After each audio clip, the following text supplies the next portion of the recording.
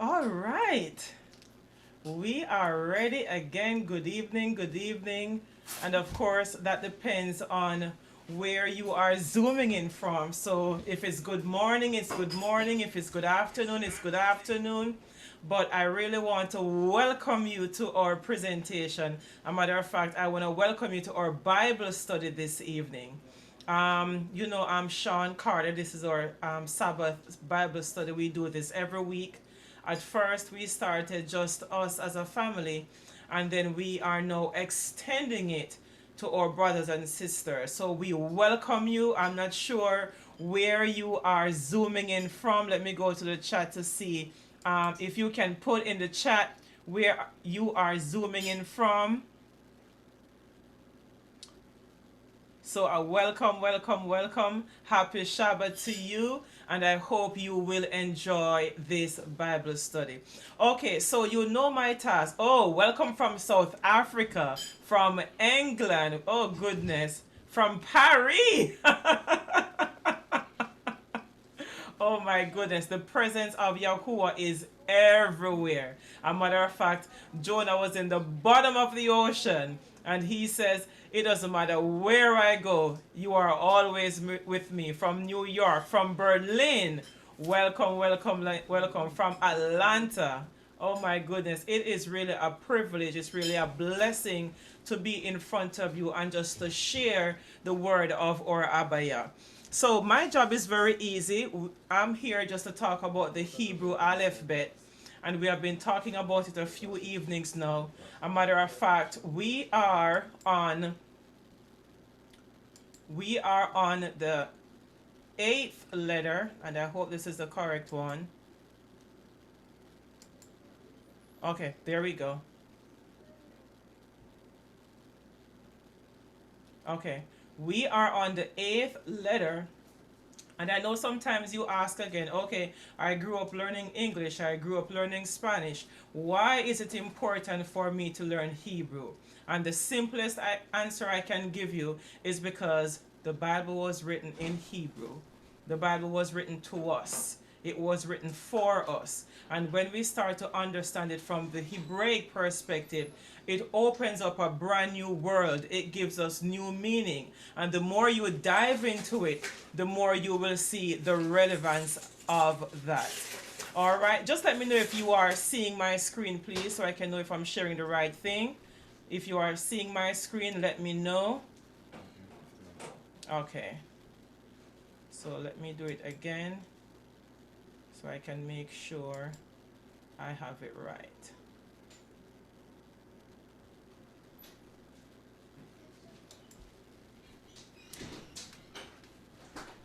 Is it this one, Chef?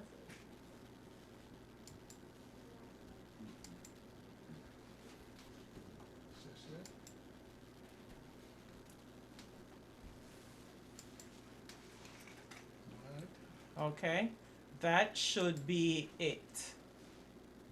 Am I good? Yeah, good job. Okay, all right. So tonight we are on the 8th letter, which is the... Minimize that screen. Okay, hold on, because I'm still not sharing. So let me see what am I doing wrong?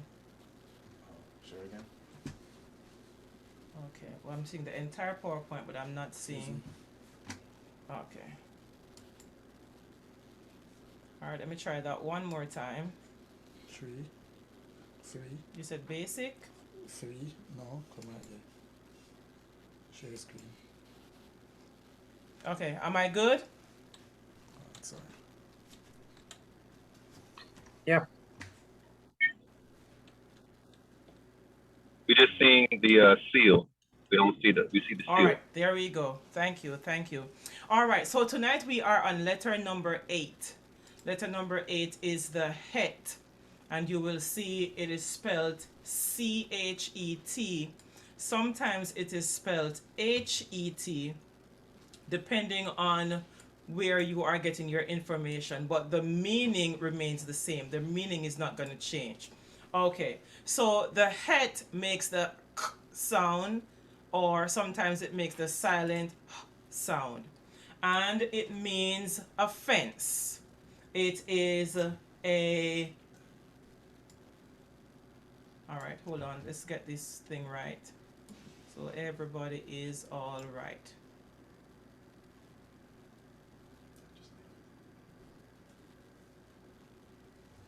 Okay, am I good? This, All right, thank you. All right, so it is represented by the picture of a fence or a tent wall. It means a separation, it means protection. So as you think about the het, I want you to think about how our ancestors lived and the fact that they had walls around their community to keep them fenced in, to keep them protected. Not only that, but they had walls dividing the tent to show the area for the men and the area for the women. That was also very important in the lives of our ancestors. So think about the head, think about protection, think about separation as we go into the lesson. Okay.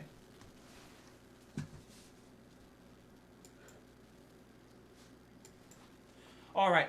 On the screen, you will see the picture of the modern het in the middle. That's how it is written. And then at the side, you will actually see the paleo version and the pictograph, which basically look the same. One just looks like the fence standing up. One looks like the fence laying down, but basically it's the same. But our focus is on the modern, which if you're looking at Hebrew letters or Hebrew word and you see that formation, then you know it is the het. All right, so let's dive into the Bible and let's see how the het can be a part of our everyday lives. In Genesis 3 verse 10, our ancestor Adam, he says, I heard thy voice in the garden, and I was afraid because I was naked and I hid myself. Immediately when I see that verse, I see that separation coming into place. Adam knew he had done something wrong. He recognized his filthiness and his sinfulness, and he hid himself from Yahuwah. So the het can certainly cause separation. The het can cause us to be away from our wall of protection or our domain where we are safe and where we are protected. So that is one way of looking at the het, separating from Yahuwah. Another way to look at it is in Proverbs 9 verse 10, where it says, the fear of Yahuwah is the beginning of wisdom, and the knowledge of the Holy One is understanding. This is kind of different. This fear is the beginning of wisdom. To me, it looks like I'm separating myself from something, but in this case, I'm going to Yahuwah. So I'm seeing separation as going away from Yahuwah. I'm seeing separation as going towards Yahuwah. My prayer for us tonight is that as we separate, we will definitely move towards Yahuwah.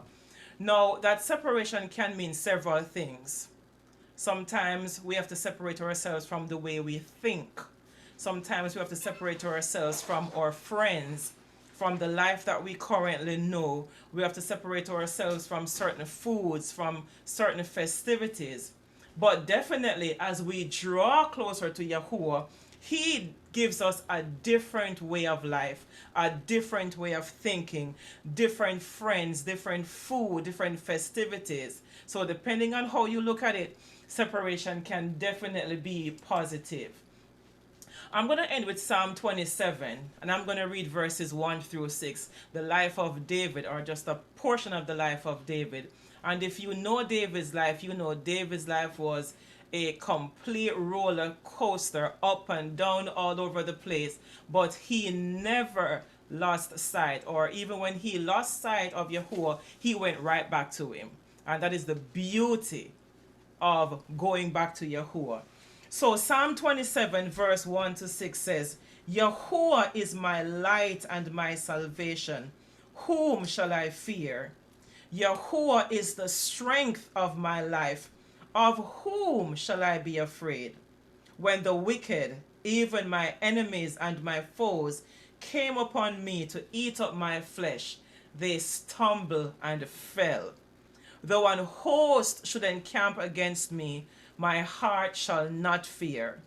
Though war should rise against me, In this will I be confident. And I asked myself, how could David be confident in war when his enemies around him are trying to kill him? And I said he could only do that because he was under that protection. That het was a serious part of his life.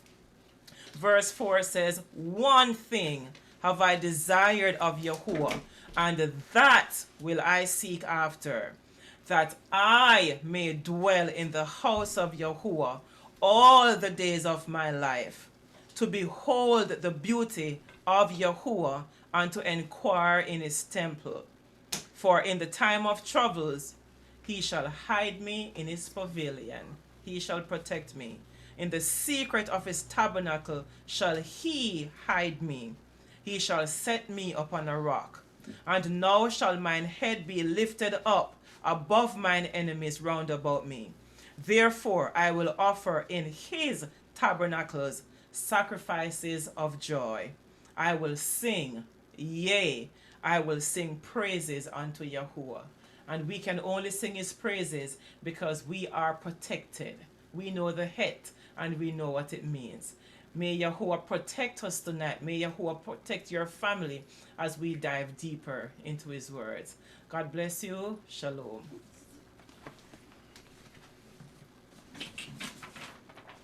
That was a good study. All right, here's Miles and then Chris. Oh, Hello, good. hello. Shabbat shalom. Ooh, you want to go real quick? Shabbat shalom. That was really good. Yes, I love that protection, and I feel confident knowing that even though I'm leaving something, I'm going towards something bigger. I'm going towards something better because Yahuwah promises greatness. He wishes that we prosper. He wishes that we be in good health, and I'm so happy for that. So the het, protection, safety, separation, a very important part of our lives. Right. That's powerful. I don't think oftentimes separation can look at like something so difficult, or we see it as something bad, but knowing that, which is why I say it depends on how you look at it. You're separating from your friends, maybe you're separating from that old life that we knew. We're separating from the food that we eat, from the festivities that we're used to. But then when we come into Yahuwah, he replaces all of that with something new and more. Something more.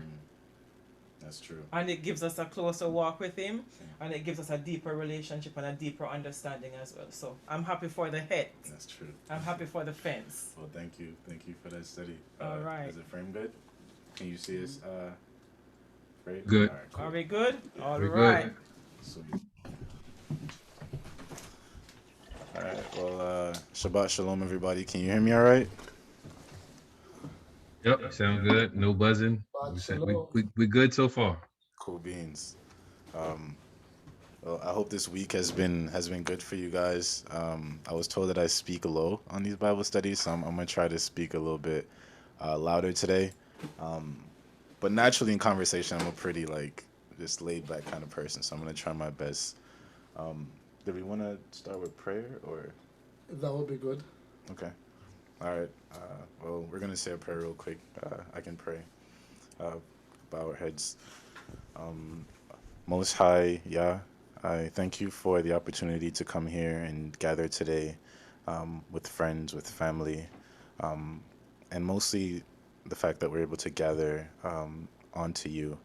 I thank you for the opportunity to separate ourselves from the world, to separate ourselves from work, from stress, from obligations, and to separate ourselves onto you, to come into your peace in this Shabbat. And so I pray that this Shabbat will be one that is full of rest, one that is full of clarity, full of love, one in which our hearts may be renewed and inclined even further onto you.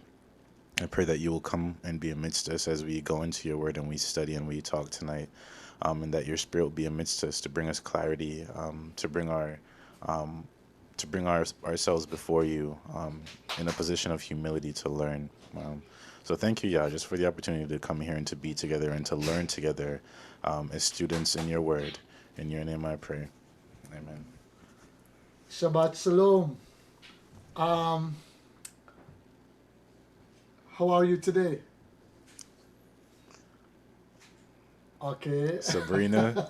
We want to start calling. What's up, Natalie? How are you guys feeling? Okay, so where's Amore?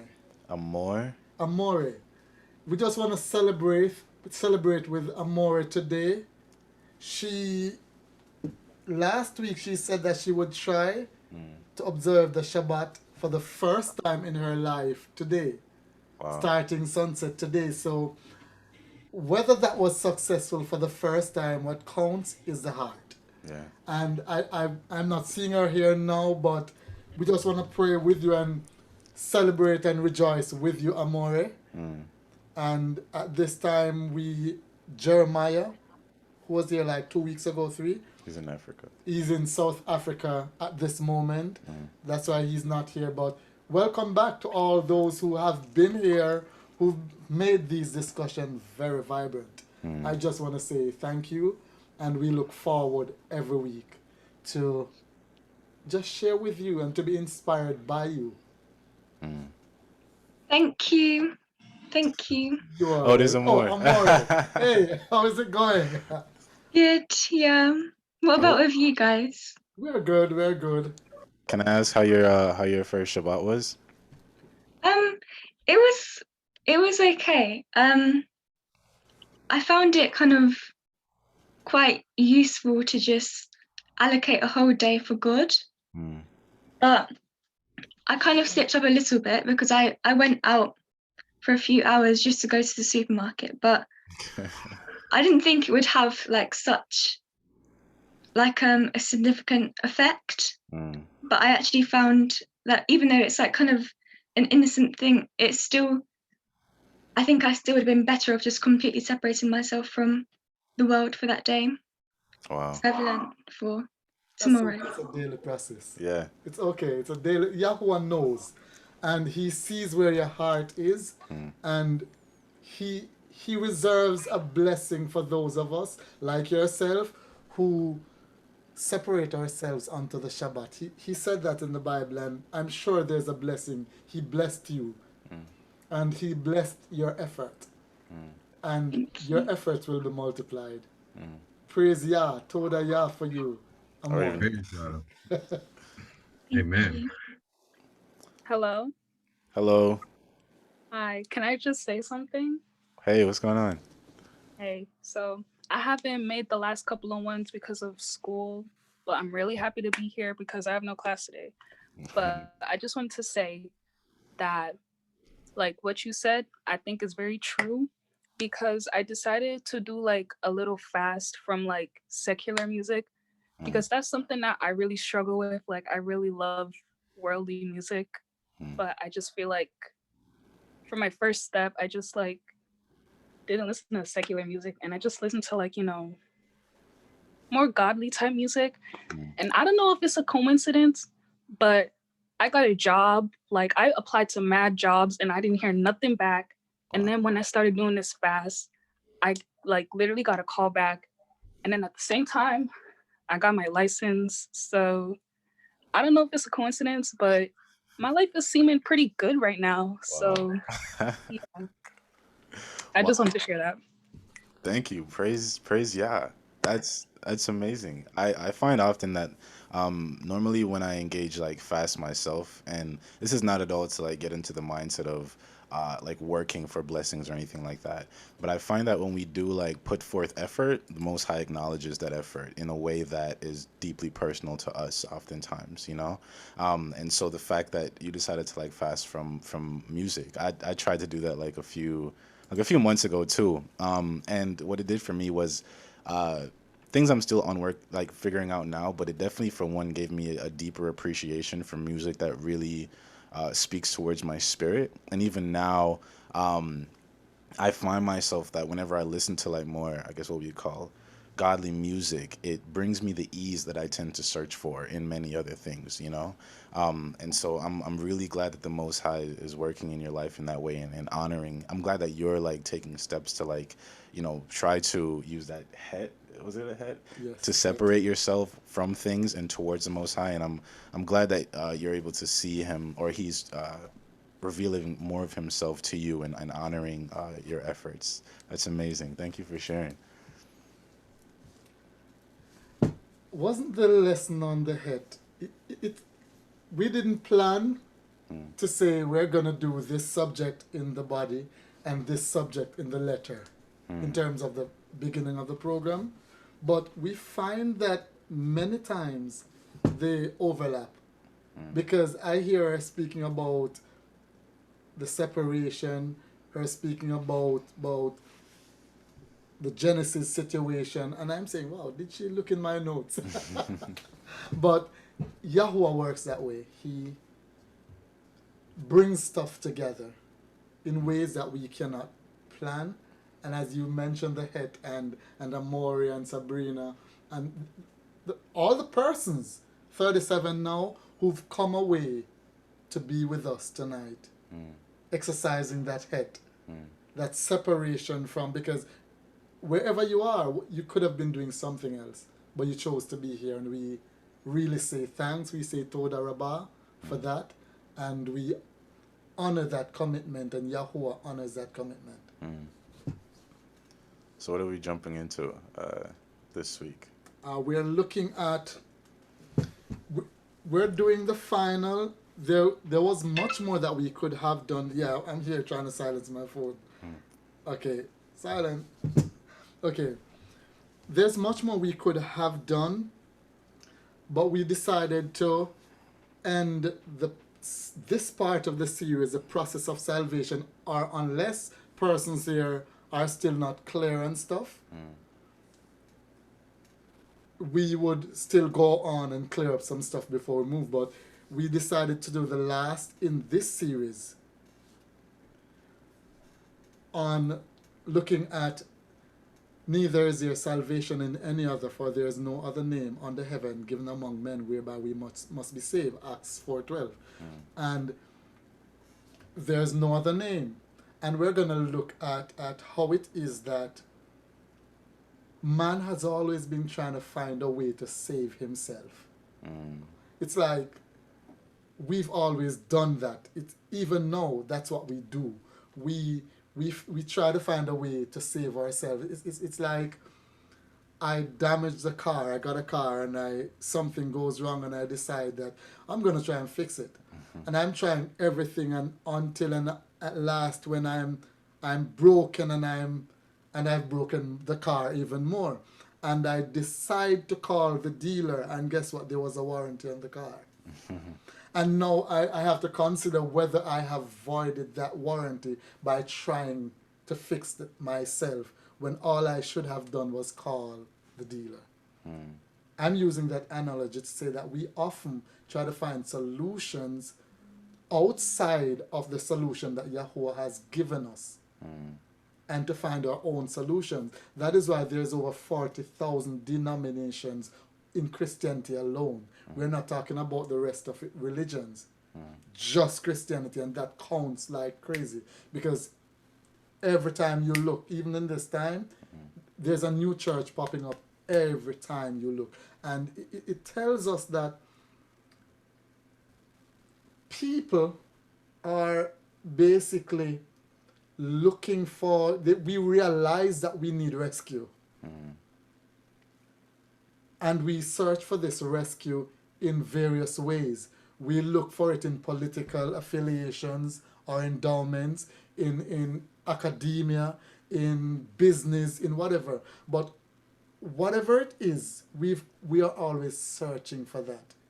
And tonight we're going to look and see how our ancient of days, well, not ancient of days, our ancients, our ancestors, how they too tried to find salvation elsewhere. And obviously, the disciples would have seen this, Peter, for them to have made that statement. It must have been something that was prevalent with them. Also, when you step back to further or forward in history to where we are, when we look back at what caused us to be here, we realize that began with us trying to find our own salvation. Or for parents that is trying to find their own salvation.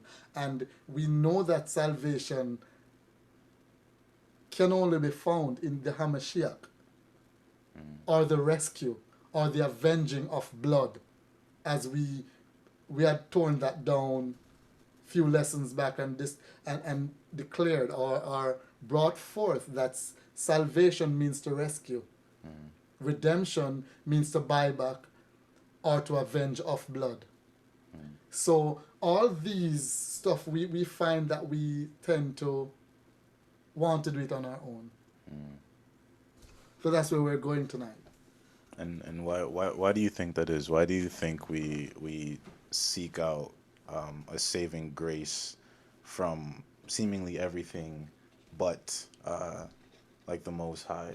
Why do you think that is so difficult for people if we are indeed realizing that we're in a problem where we need saving? It's natural for us to want to go away from Yahuwah. Because as we discussed maybe 6-7 weeks ago, that when man sinned,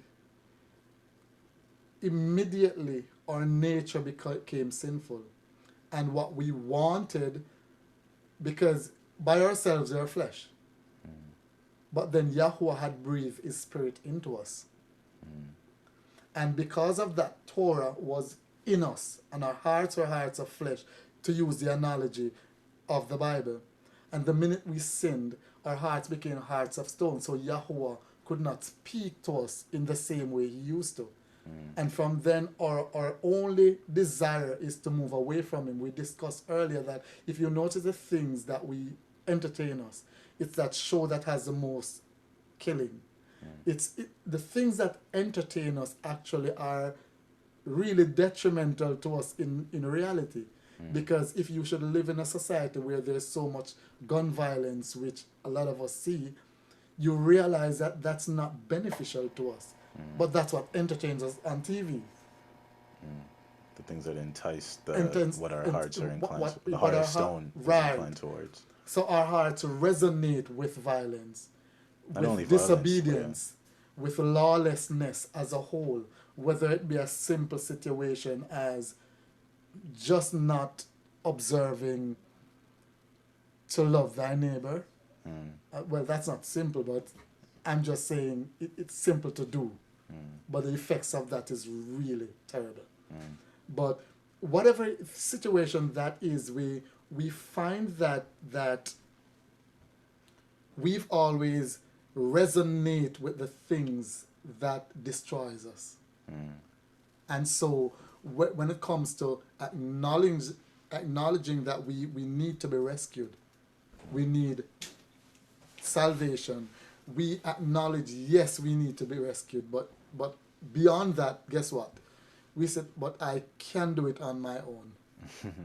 And every time we get beat up with the car and I find something else break when I'm trying to fix the car, I convince myself that if I just push a little harder, if I look a little deeper, I can do it. But no matter how we look or how hard we push, salvation is not of us. It's the reality.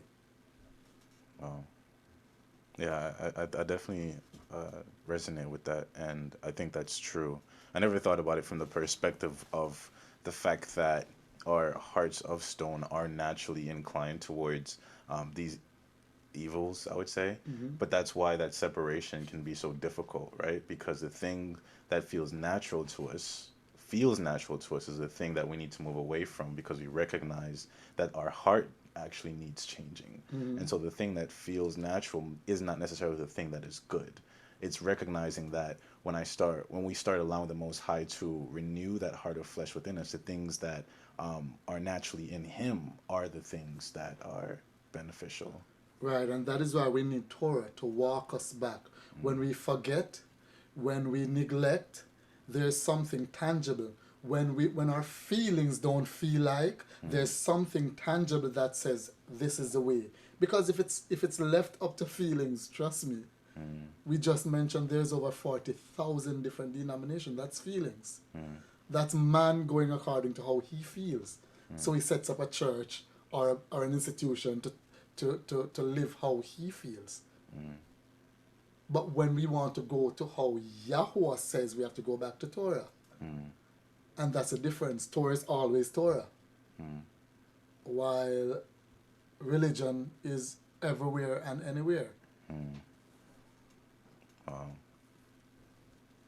Yeah, I was having a conversation with someone this week, and we were talking about like Torah, and he was somebody he believed that the Torah Oh, and was. for those among us who are new, I think I see my mom. Hey, mom. Mom. Yeah. For those of us who are new, Torah is Genesis to Deuteronomy. Yeah. So it's not another book somewhere, but we just choose to call it the right name because the term law seems punitive Yeah. and it seems draconian, it seems hard. And that was a translation. So the Torah or the teachings, that was the actual word that was used. So go ahead. All right. Yeah, and I think that's worth clarifying because that was what the conversation was about, right? Where he felt that the law was just something just not to do because it was too hard, and it felt as though, the way it was presented to him, he felt as though people were working for righteousness or working for salvation or working to be saved by their own actions. And the discussion we had was that, we have to come to understand the principle of what Torah is. It's not just a group of grocery list rules. It's something to actually teach you righteousness, to teach you truth, and not so that righteousness can then mean that you're saved, but knowing that the Most High has sent His Son to as a sacrifice for you.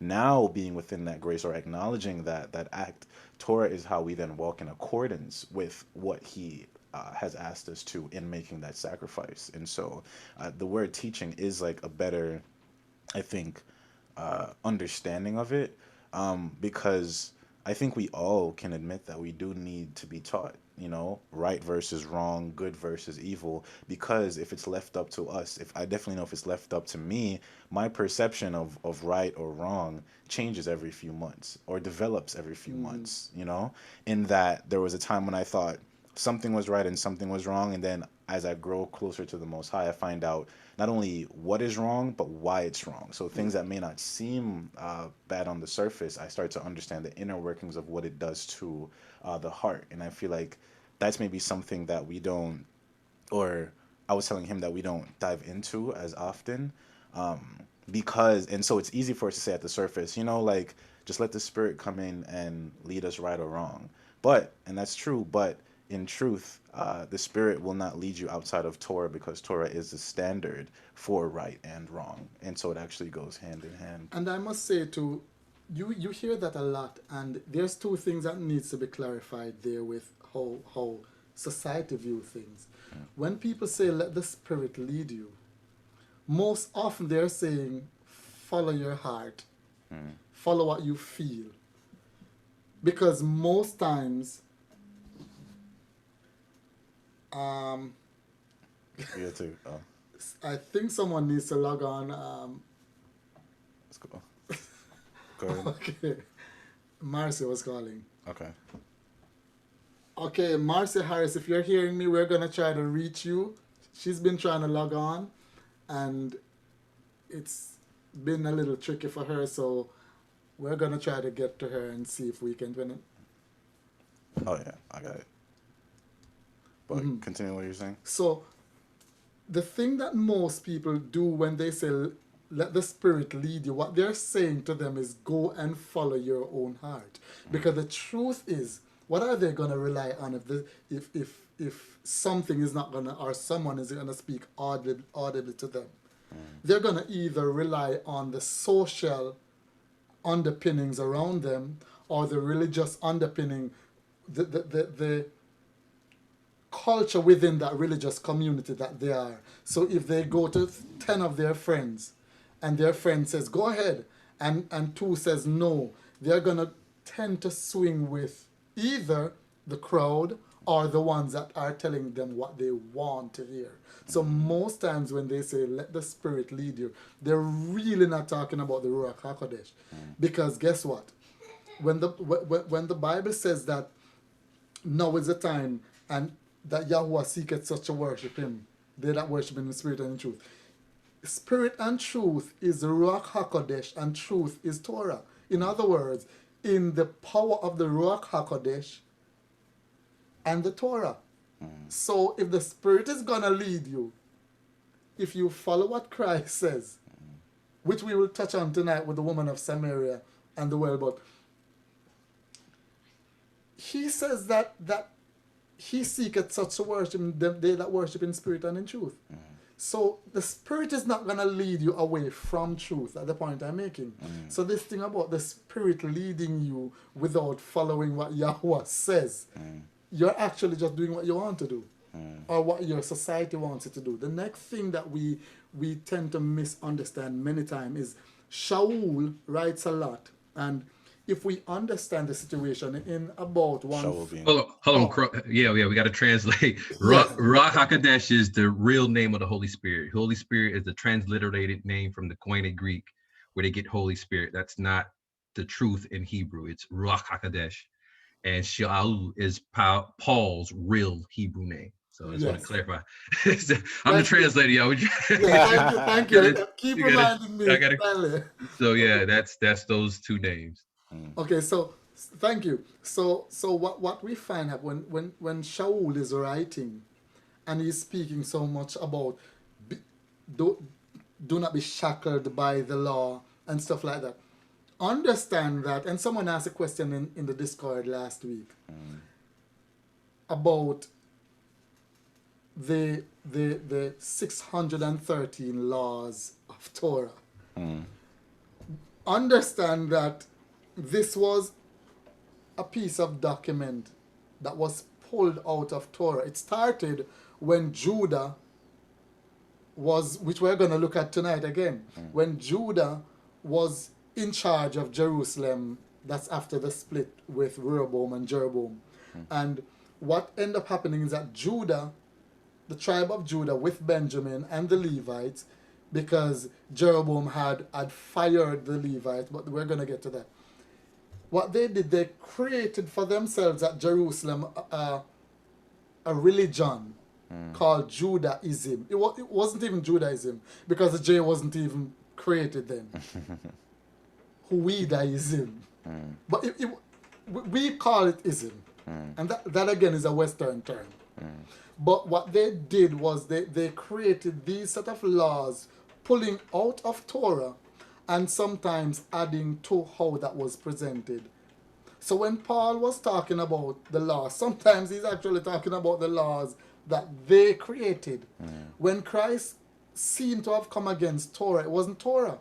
It was all of this that was built around Torah, that it became so burdensome that they could no longer even deal with it. And what you find happening now, coming out of that, we got to the period of the Maccabees. And at the end of that period, John Hyrcanus, betrayed the kingdom into the Romans' hand. But what happened at AD 1, what we found happening was the high priests were now being selected by Rome. So no longer Yahuwah was selecting the high priest, but this was new. Jeroboam did that too. And so the scenario that Shaul was writing about and speaking to, we're not seeing that readily when we just read the pages. But when we actually look into the background, we realize that he was not speaking about Torah in and of itself, but a practice that had surrounded Torah. So we have to start to pull away some of that baggage that is causing people not to see the love, the warmth, the depth of Torah, of the teachings of Yah. Can you imagine you want to go away from the teachings of Yahuwah? If you say that, it would mean that you're saying that Yahuwah had taught us wrong at one point, but corrected himself when Yeshua came. And we know that's not true, right? So the point here is we as a people, we have to start to teach Torah in love and to show people what that looks like. And I think we dealt with that when we dealt with teaching. Which was the last study, which is now on YouTube. You guys, just to update, we got last week's study up on YouTube now. If you guys want to check it out after, and this one will be up there as well. But yeah, I completely agree, and I think that distinction is needed because when we hear law, oftentimes we picture stones or something hard, something difficult. But when we understand teaching, and even more when we come into relationship with Yahuwah and understand how he teaches, then we understand that it is from a place of love, and there is more to it than just what we see at the surface. So yeah, if you're ready, we could Present. jump into the, yeah. Okay, so for centuries, our people,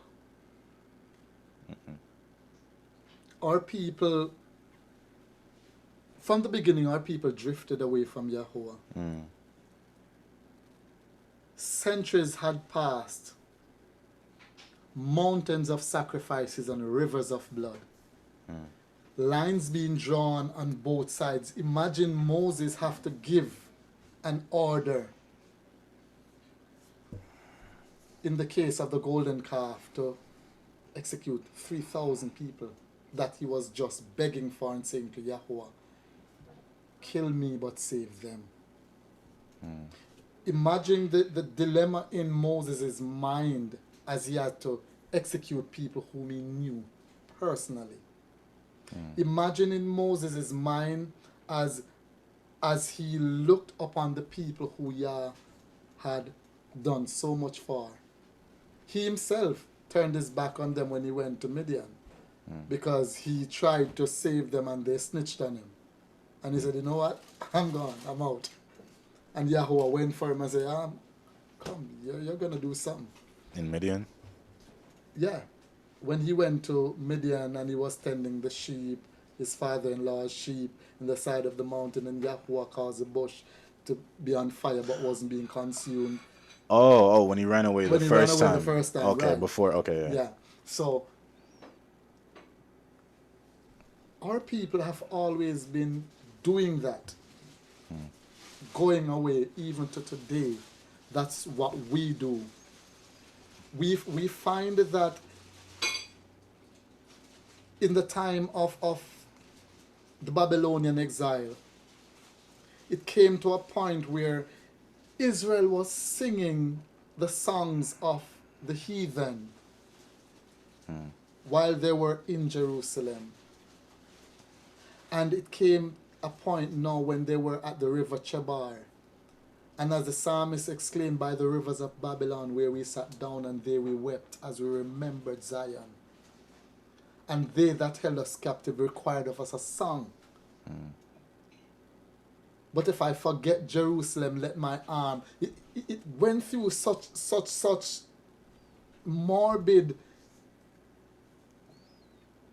painting of what was happening there. They wanted, when they could have sung the songs of Zion, they didn't. And Yahuwah kept pleading, kept running, kept just going after us. Yet we kept running away. Now the time came, and the armies of Babylon was upon us, dragging us away, separating us by the river Chebar, Jerusalem, Babylon. Some of us went as far as Spain because it was a Spanish king that helped Nebuchadnezzar did that siege.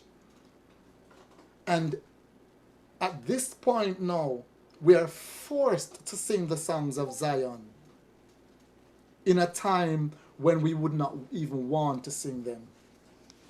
We are forced to recite the chants, because these were not just songs that we like to sing today. These were songs that had long verses because this was drum and chant. And we would get into that some other time, but now you're forced to sing the songs that you would not sing when you were at ease. Why is that? We were known for music. We were known for music. We are still known for music. If you look at the, we're known for music, even now. We're also known for outlandish lifestyles, like blings and stuff. We're known for that. That is a part of it. And so the people who held us captive knew that of us and said, sing for us. So we were now the music box. Just as in times past here, just a few years ago, maybe 100, we used to be those in the peat boxes that were on TV at that time when people would pay to come see us act. Peep shows. But we had to sing. When I reflect on that passage of scripture, it also brings me to today. A songwriter penned it where we also, our foreparents, had disobeyed, rejected, not just Moses, not just Elijah, not just Jeremiah, who we've done so much wicked things to, but the Hamashiach himself. And because of that, he said, "O Jerusalem, Jerusalem, if thou had known the day of thy visitation, how often would I have gathered you as a hen gathered her chick, but you would not." Because of that rejection, we would have been scattered. And Deuteronomy says that the curse will pursue us wherever we go. And we find the song that we're going to be listening shortly. O freedom over me. And before I be a slave, I'd be buried in my grave. And go home to see my Lord and be free. Of course, that's a kind of not biblical. But that's how far we were. It paints a picture of a people who would rather die.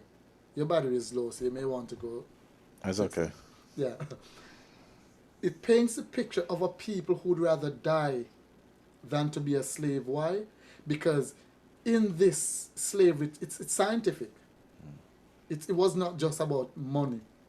In fact, it was less about money than anything else, because remember that the people who gave the order to enslave us had ruled that part of the world for like 800 years before. So they weren't short on money. They had money. But it was systemic in that it was supposed to remove the people who had the direct oracle, because we had the goat skins scrolls at that time when we were in Europe.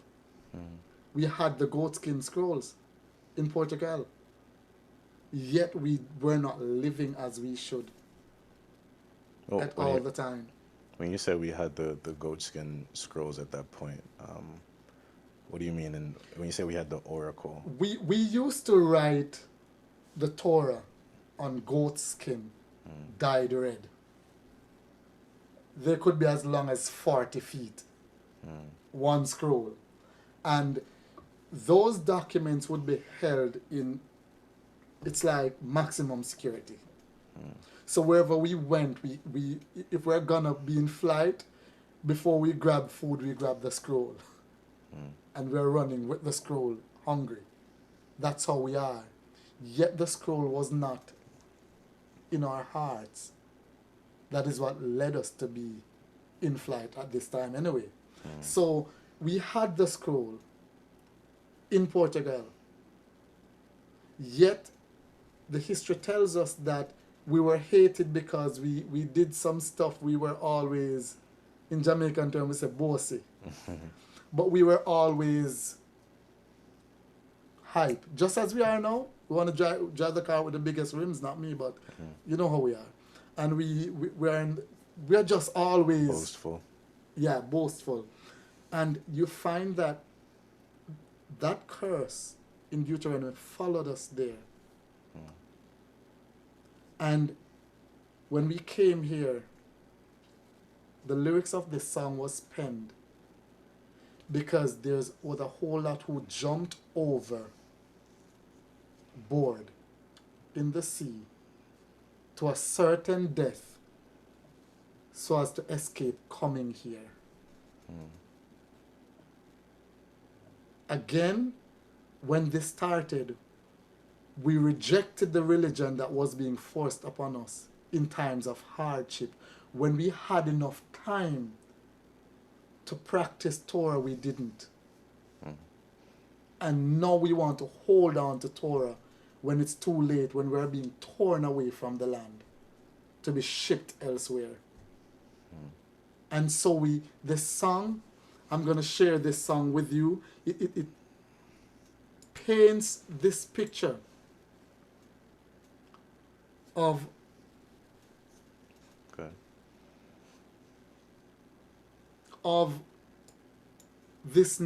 the hardship of this situation.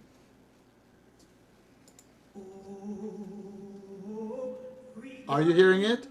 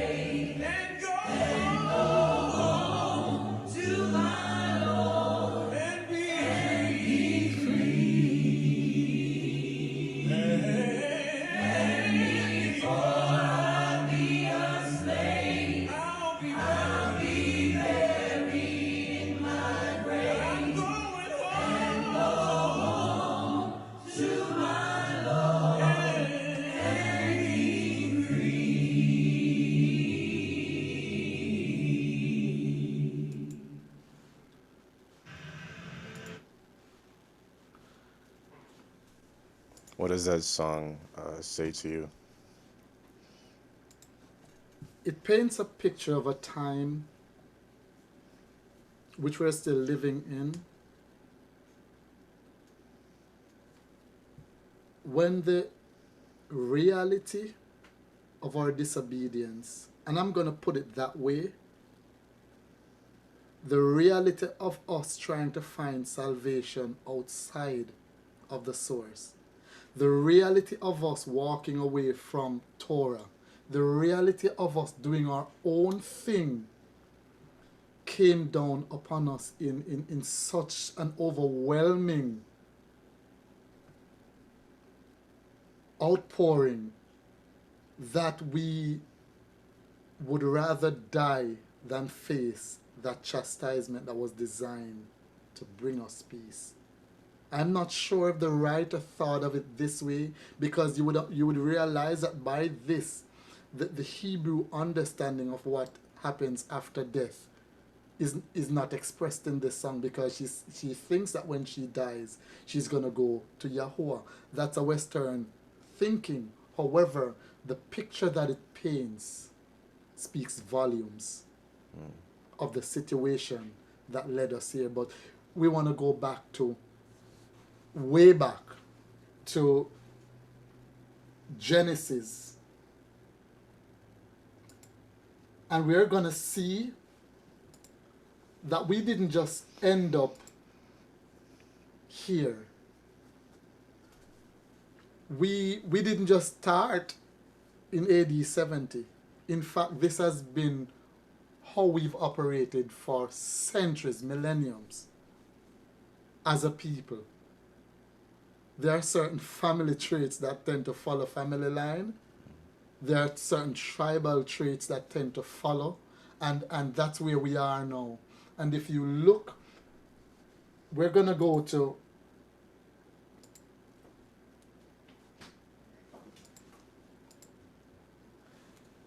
I'm going to share the screen again. Let me go forward and just share. I'm going to share because I want to show us something.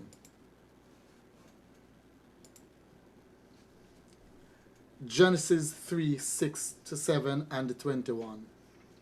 And when the woman saw that the tree was good for food, and that it was pleasant to the eyes, and a tree to be desired to make one wise, she took of the fruit thereof, and did eat, and gave also unto her husband with her, and he did eat.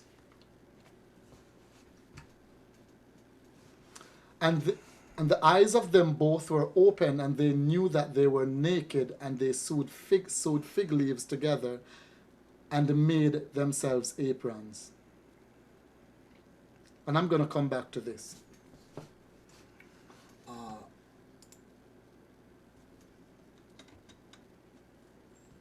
For some reason it's not advancing. Let me advance it. And unto Adam and all... Did I miss something? Sorry. Okay. Unto Adam also and to his wife did Yahuwah, this is 21, Elohim made coats of skins and clothed them. Now, notice what happened when the couple sinned.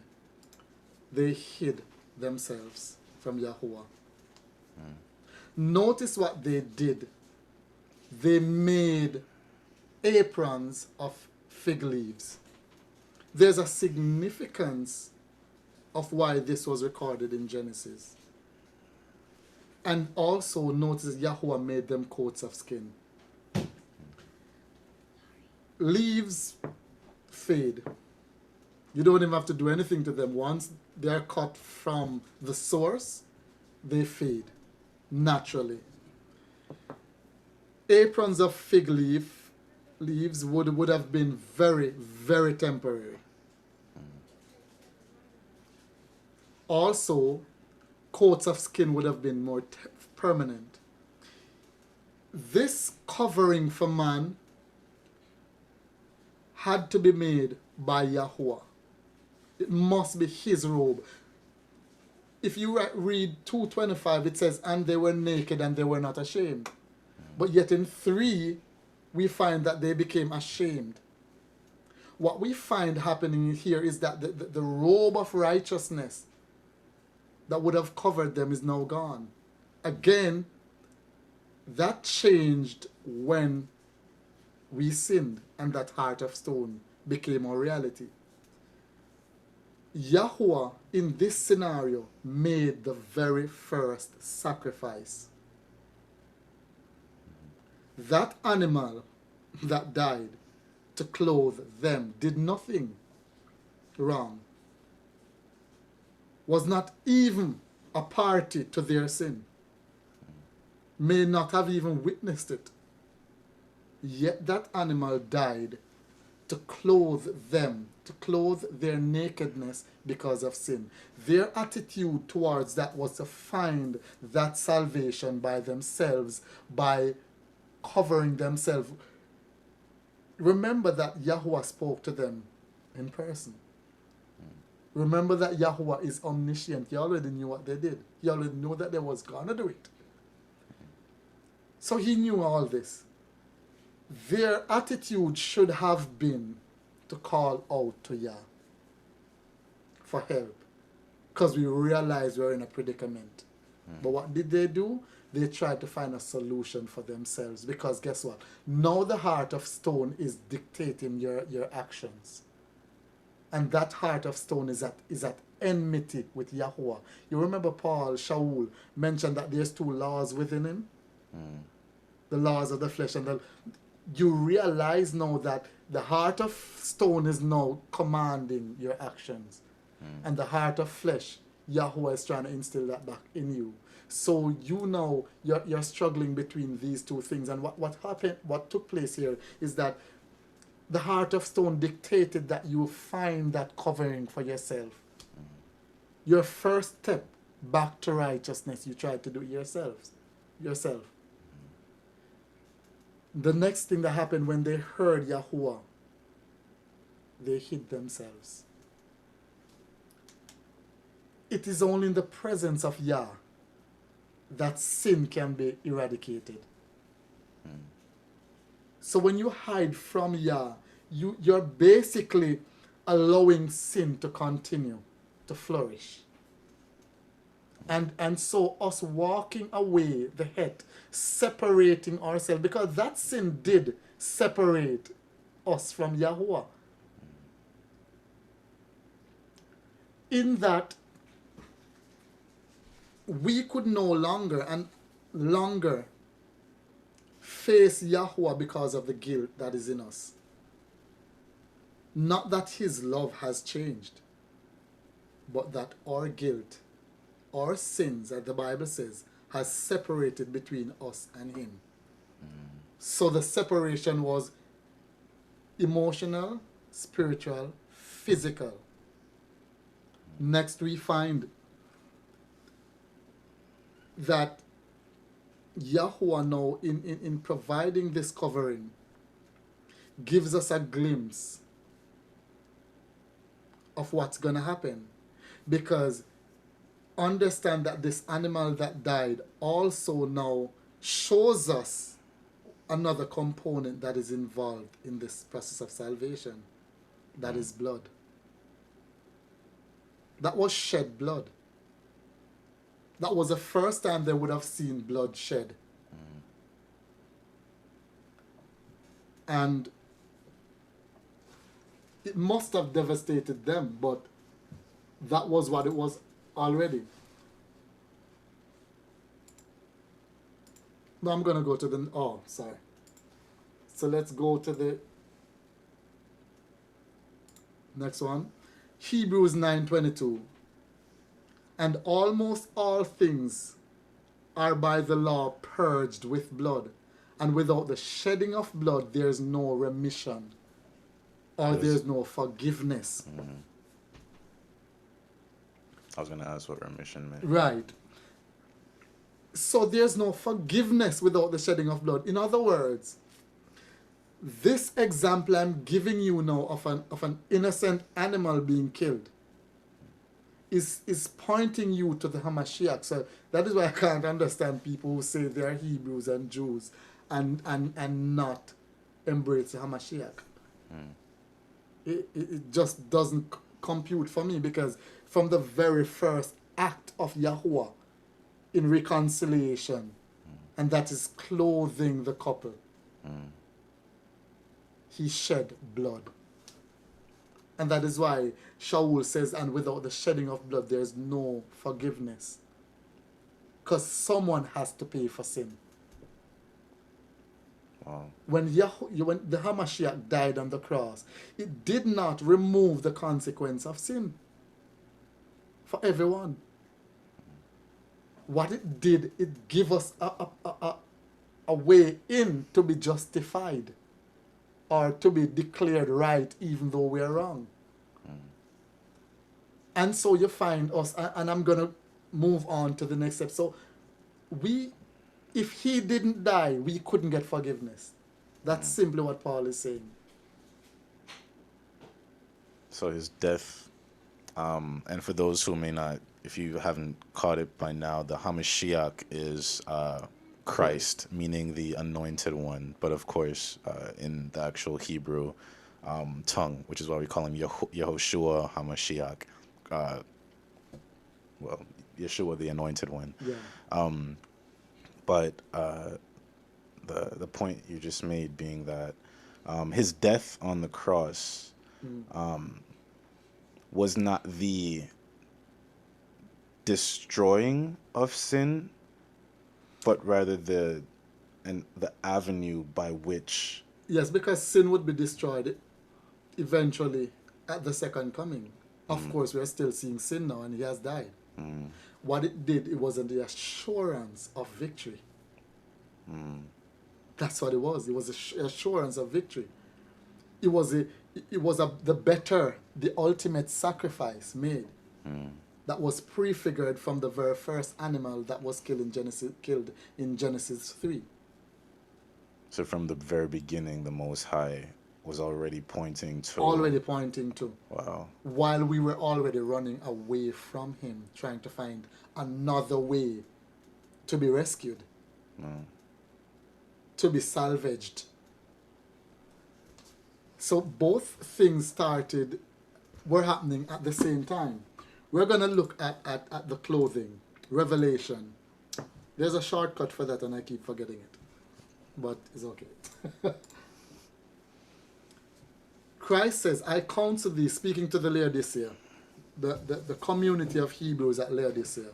I know that the Bible says the church at Laodicea, but that was not there. It was ecclesia. So it said the community of believers, or the community of Hebrews, along with all those who have joined with them. I counsel thee to buy of me gold tried in the fire, that thou mayest be rich, and white raiment, that thou mayest be clothed, that the shame of thy nakedness do not appear, and anoint thine eyes with eye salve, that thou mayest see. Now, notice the language here. In Genesis, the Bible says that Genesis 2:25, I think it was, that they were naked and were not ashamed. Yet in 3, they were ashamed. Here Christ is saying that the shame of thy nakedness does not appear. It gives you an understanding of what sin does. It embarrasses us. It feels good when you're doing it, but it embarrasses you and ultimately kills you. And Hamashiach is saying, take my raiment, be clothed in my raiment, that the shame of, in other words, my righteousness is everlasting. And if you be clothed in my righteousness, the shame of your nakedness will not appear again.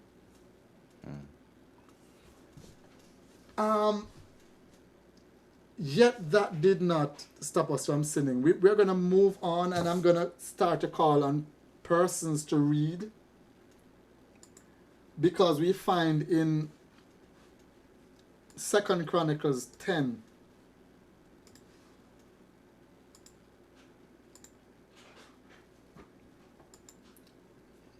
okay, just keep it on the Torah screen. Okay. We find in, can stop sharing here because we're going to read from the Bible now. Okay. We find in 2 Chronicles 10 verse 18. Well, just to recap before we move on, I just want to make sure, do a check-in. Where's everybody at so far? Because I feel like a lot of what you just said just resonated with me in my own understanding of sin, but even more in seeing a larger picture of the Hamashiach and how this was already declared since the very beginning. And in these small things that we often just gloss by or gloss over, in the way Adam and Eve, they created clothing of leaves. And I don't know if I ever asked growing up, well, why did Yah give them the clothing of skin? If they were already clothed in the leaves, I never asked those questions. But now, kind of diving into that and seeing how that in itself was already a foreshadowing of our position even today, in how we seek to save ourselves with our own version of leaves, whether it be our own theologies or our own understandings or our own religions or people or whatever we find ourselves attracted to, trying to save ourselves from what it is that we feel inside. But ultimately they're all leaves, and they all leave another bar. But it's the truth is in what the Most High already established from the beginning, and that He had to come and shed blood to cover us in clothing that was permanent. And it's not that we are now sinless as of yet as we're living in this world, but that He has provided a way now for us to be covered. And so it brings to me the image of what grace is in the Hebrew understanding, being that house of protection. When we sin, we remove ourselves from that house of protection. We remove that raiment from ourselves and expose our nakedness once more. But in order to be clothed once again, we have to be obedient to the Most High and seek the Most High, call out to Him when we are ashamed, to come back into that, or to be led back into that righteousness, to be led back into that covering, to be led back into the raiment of Hamashiach, And to be separated from the world by the head. and to be separated from the. Okay, so Let me check the chat real quick just to make sure we're not. While you're doing that, Miles, that part where you explained it just hit me with a wow. I put in the chat is that even with grace, even through sin, where the Adaman who tried to clothe themselves in figs, the Most High still had grace to say, I'm not going to I'm going to remove the trauma of you slaughtering an animal. I'm going to do it for you. And so I'm going to do it for you to show you how traumatic. So you don't have to experience that to get it. But I'm going to do it for you to show you what sin does, what the consequence of sin is. So instead of making you do it, I'm going to do it for you. So I'm still going to offer you grace and do it for you and give it to you. It's that just visualizing it was just powerful to me. Is that even in that moment, He still just constantly showing grace and saying, even though you offended me, I'm going to take this burden from you and give you this myself. Wow. Wow. Right. Valid, completely. did we have any other question in the chat? No, just a few things, but Stanley has been like just sending the text and clarifying. Okay, thank you, Stanley. Yeah. And by the way, and by the way, as we're going through this study, if any questions come to mind, if you feel like you need something like clarified more, please feel completely free to like leave a question or a thought, in the chat, and we'll by all means like make sure we take a pause and address it, just to make sure we're all like moving forward together in the study. Oh, we're not sharing. We're not sharing. Okay. Okay, can someone find for me 2 Chronicles 10, 18 to 19? 2 Chronicles 13, 8 to 9. We're going to do 2 Chronicles 13 first. I mean, I can find it, but I prefer... You said you want 10 or 13? You want 13 first? I need 13, 8 to 9, 10, 18 to 19, and 10 would be first. Sorry. Okay, so 10. And while you do that, over the period, our people has always been drifting from Yahuwah. You remember when we covered maybe 2 weeks ago when we asked for a king? When Yahuwah was our king. That was another step. We needed deliverance, and what we said specifically was that other nations have kings who fight for them.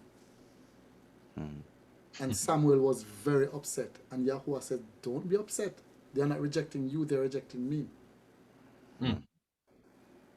And when we read the prophecy in Genesis that when Yahweh tell Abraham that kings will come out of him, we think it was a positive prophecy. It wasn't. Yahweh wasn't saying to him, this is a glorious thing that kings are going to come of you. Because when we hear how Yahweh describe what the kings will do to the people, we realize that, oh, it wasn't so good to have a king after all. That is not Yahweh.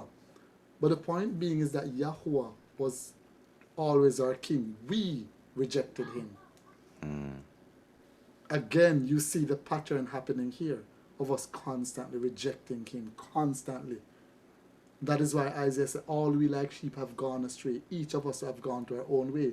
Yet Yahweh has laid upon him the iniquity of us all. Okay, have you found it? Second Chronicles? I got. You want to do start off with the CJB, or you want to do the NIV? How you want to? CJB. Okay. So this is with CJB. It starts with the context and start with 17. So May I say something right quick, Brother Chris? This is Ruthlin here. Yeah. So I have the CJB and I'm looking for Second Chronicles. I'm so used to finding it like at the very beginning of the go Bible. To the content. go to the content. So I find it, but I mean, I probably have to get with you on this. Yeah. Because it kind of brings some question to mind, not to discuss tonight, but I'm just letting you know, just in case I forget. But it's like at the very back, closer to Revelation. Okay. Sorry about that. I will talk to you more about that, what question is bringing into mind. Huh? Sure, Chronicles or Corinthians? You may be looking at Corinthians. Chronicles I'm looking at. I have the CJ. Didn't I pause it? Yes, the one I have. What version do you have? Do you have the U version, or do you? Because the version I have, it's a line. Still after Kings, yeah. But some of them don't follow the exact. It's the one I have. Oh, look at that. Yeah, the one I have has it in the typical order. Yeah, this one does not have it in the typical order at all. Because I'm looking for it, and then you have Job, you have Ecclesiastes, you have Ezra, Nehemiah, then you have Chronicles. Okay, I'm not sure why them do. In some of them they do though, they do, but we can talk about it. Yeah, that's what I said. Yeah, alrighty. Okay, Stanley, you ready to read? Yep.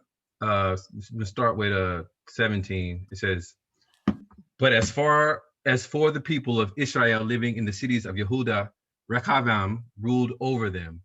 King Rechavam then sent Hadoram, who was in charge of forced labor, but the people of Israel stoned him to death. Sorry. Second Chronicles 10. 18, 19. I should have read another one before that. That might not seem right now. Okay, so let me give you the backstory on that. Rehoboam, Jeroboam. Rehoboam is Solomon's son. Jeroboam had to flee Israel because Solomon tried to kill him when he knew that Yahweh was going to give him a part of the kingdom. So he fled to Egypt.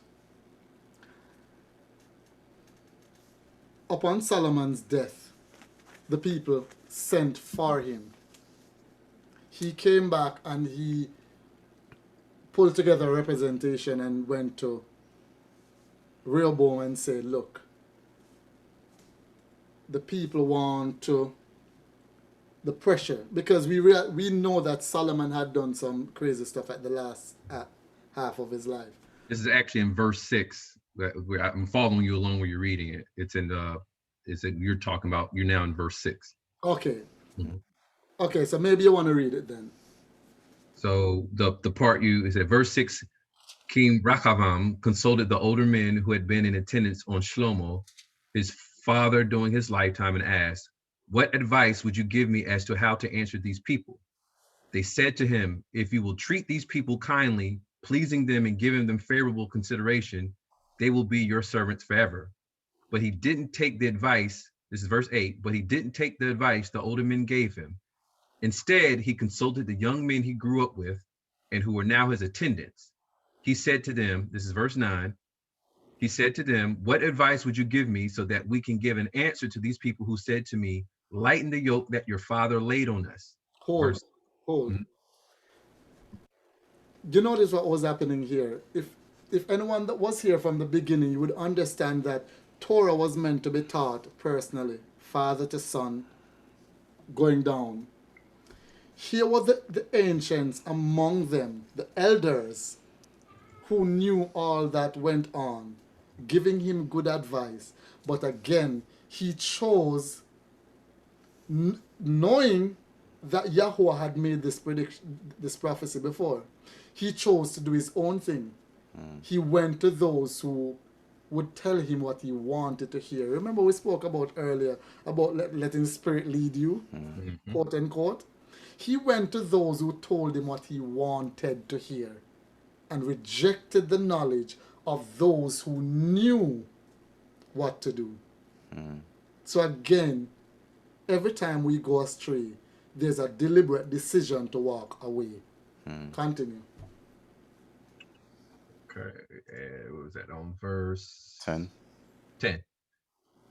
Verse 10, the young men he had grew up with said to him, the people who said to you, your father made our yoke heavy, but you make it lighter for us. Here's the answer you should give them. My little finger is thicker than my father's waist. Verse 11, my father burdened you with a heavy yoke, but I will make it heavier. My father controlled you with whips, but I will control you with scorpions. Verse 12, so Yaravam and all the people came to Rechavam. Jeroboam. Huh? Yaravam is Yep. Jeroboam. Continue. And all the people came to Rechavam the third day Jeroboam. as the king and requested by saying, come to me again the third day. Verse 13. And the king answered them harshly, abandoning the advice of the older men, King Rechavam. Verse 14. Verse 14, addressed them according to the advice of the young men and said, I will make your yoke heavy and I will add to it. My father controlled you with whips, but I will control you with scorpions. Can Verse you hold right 15. here for a second? Mhm. So the scenario that's happening here, from what I'm understanding, the Israel has split. They've not split yet. They're about to. They're Okay, about to so split. they haven't split yet. So So Solomon had ruled, but he had started building cities and stuff, and he started enslaving his own people. Okay. Not enslavement as we know it now as transatlantic, but it started putting heavy burden on the people. Like taxes and yeah, stuff like yeah, that. and all that. Okay. And so after Solomon dies now, they sent for his son. His son became king, His son becomes king. which is Rehoboam. Okay. Jeroboam had fled Israel before because Solomon sought to kill him. Okay. Now that Solomon is dead, he comes back and rallies the people to go to his son. Now you're a new king. It's your inauguration. Here's what we request of you. Treat us better, and we acknowledge you as our king. Okay. So Jeroboam is a righteous figure in this story where he, For the moment. for the moment, where he, For the moment. For the moment. so he comes back and he's essentially what it seems like he gathers the poor together because it seems like the poor are the ones who are facing the affliction of the taxes and Yahweh told him that he Told- was going to give him a part of the kingdom. okay. And Solomon knew this prophecy and wanted to kill him. So, Oh, yeah. okay. So, Okay. yeah, he had told him, I'm going to give you part of the kingdom. But So then when Jeroboam comes now and him and the people go before Rehoboam and ask them, hey, like, now that you're the new king, this is what we'd like for you as the people to treat us more fairly, maybe like remove these taxes or lessen them. And Rehoboam seeks counsel he goes to the elders, and they tell him one Which thing, served this father. which served his father, and they tell him one thing according to Torah. And he leaves them and goes to his young men, like his friends and those who are with him, and asks them counsel. And they tell him to be harsher with the people, is what I'm getting. And I can kind of imagine that, Yes. because I think a lot of young kings would be like, okay, the way for me to control people is for them to fear me, or for me to be above them. Right. And so he says, my father did this to you, but I will do worst. Because Yes. the funny statement in there was that he said, my pinky finger is thicker than my father's waist. Yeah. As That's if to say, hard. my father has That's no tough. That's tough. That was Yeah. hard. Yeah. That's It's like, crazy. but that's not even compared like pinky to a waist. Oh Right. man. Yeah, That's total. That's what Birdman say. He put no respect on that man. yeah, yeah. He, that's totally disrespectful. Complete disrespect. So he's essentially saying, like, whatever my father did, I'm going to do 10 times more. Yeah. Essentially. Okay. Yeah. All right. So here we find, continue reading. We are, what's it, 14, 15, verse 15. So the king didn't listen to the people, and that was something God brought about, so that Adonai could fulfill his word, which he had spoken through Achiah and from Shiloh to Yahram, the son of Nebat. Verse 16, when all Israel saw that the king wasn't listening to them, the people answered the king, do we have any share in David, which David? We have no heritage in the son of Yeshai. Everyone to your tents, Israel. Care for your own house, David. Okay, hold right there. That's a famous statement. To your tents, O Israel, for what have we in David or the son of Jesse?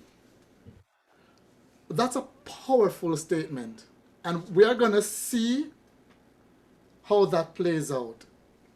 Now, Genesis outlines the prophecy and the promises and the blessings. And it says in Genesis that the scepter shall not depart from Judah, nor a lawgiver from betwixt his teeth until Shiloh. Shiloh is the rightful ruler. In other words, ruling of Jerusalem is going to happen through Judah until the rightful ruler, which is Christ, the Hamashiach. And we also know that the line that was supposed to usher in the Messiah is this line. Now, Israel is saying, you know what? Forget salvation. We're going to do this on our own. To your tents, O Israel, what have we in David? In other words, you know what? I'm going to forget Yah because you are treating me bad.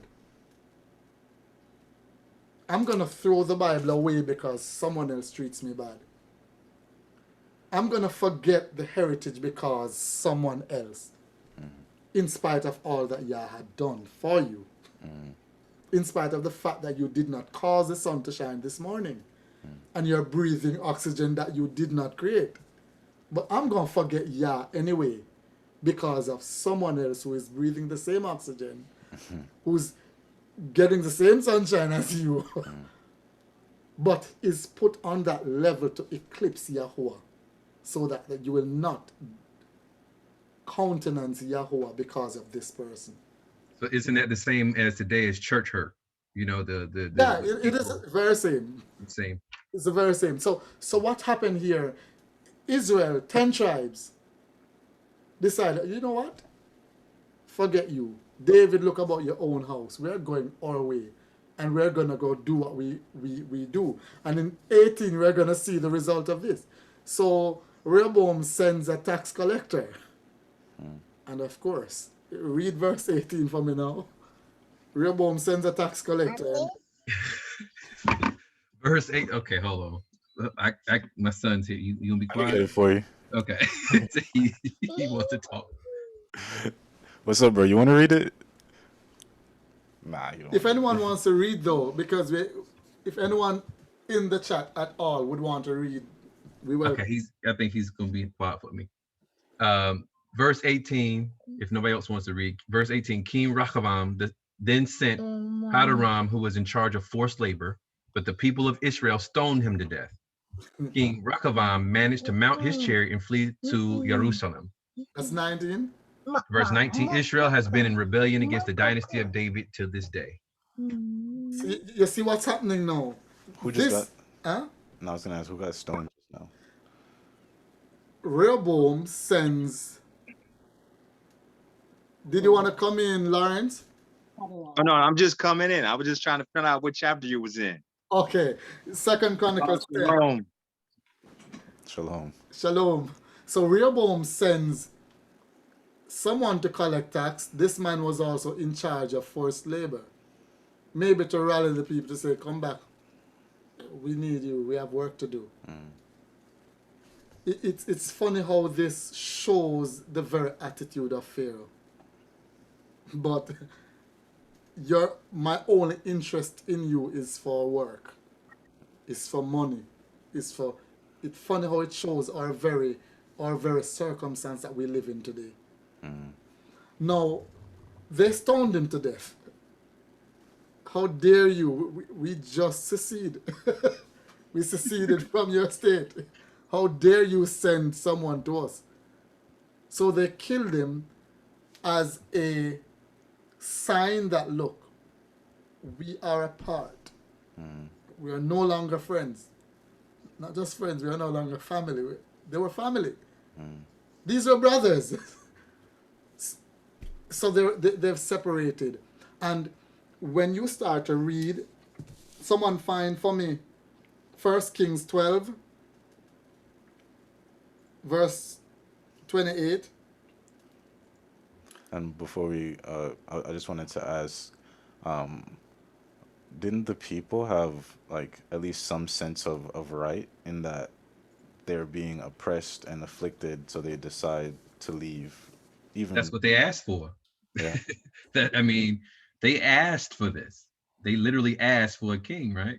And Yahweh told them that this was going to happen eventually.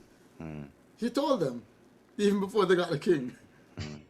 They could have said at that moment, you know what?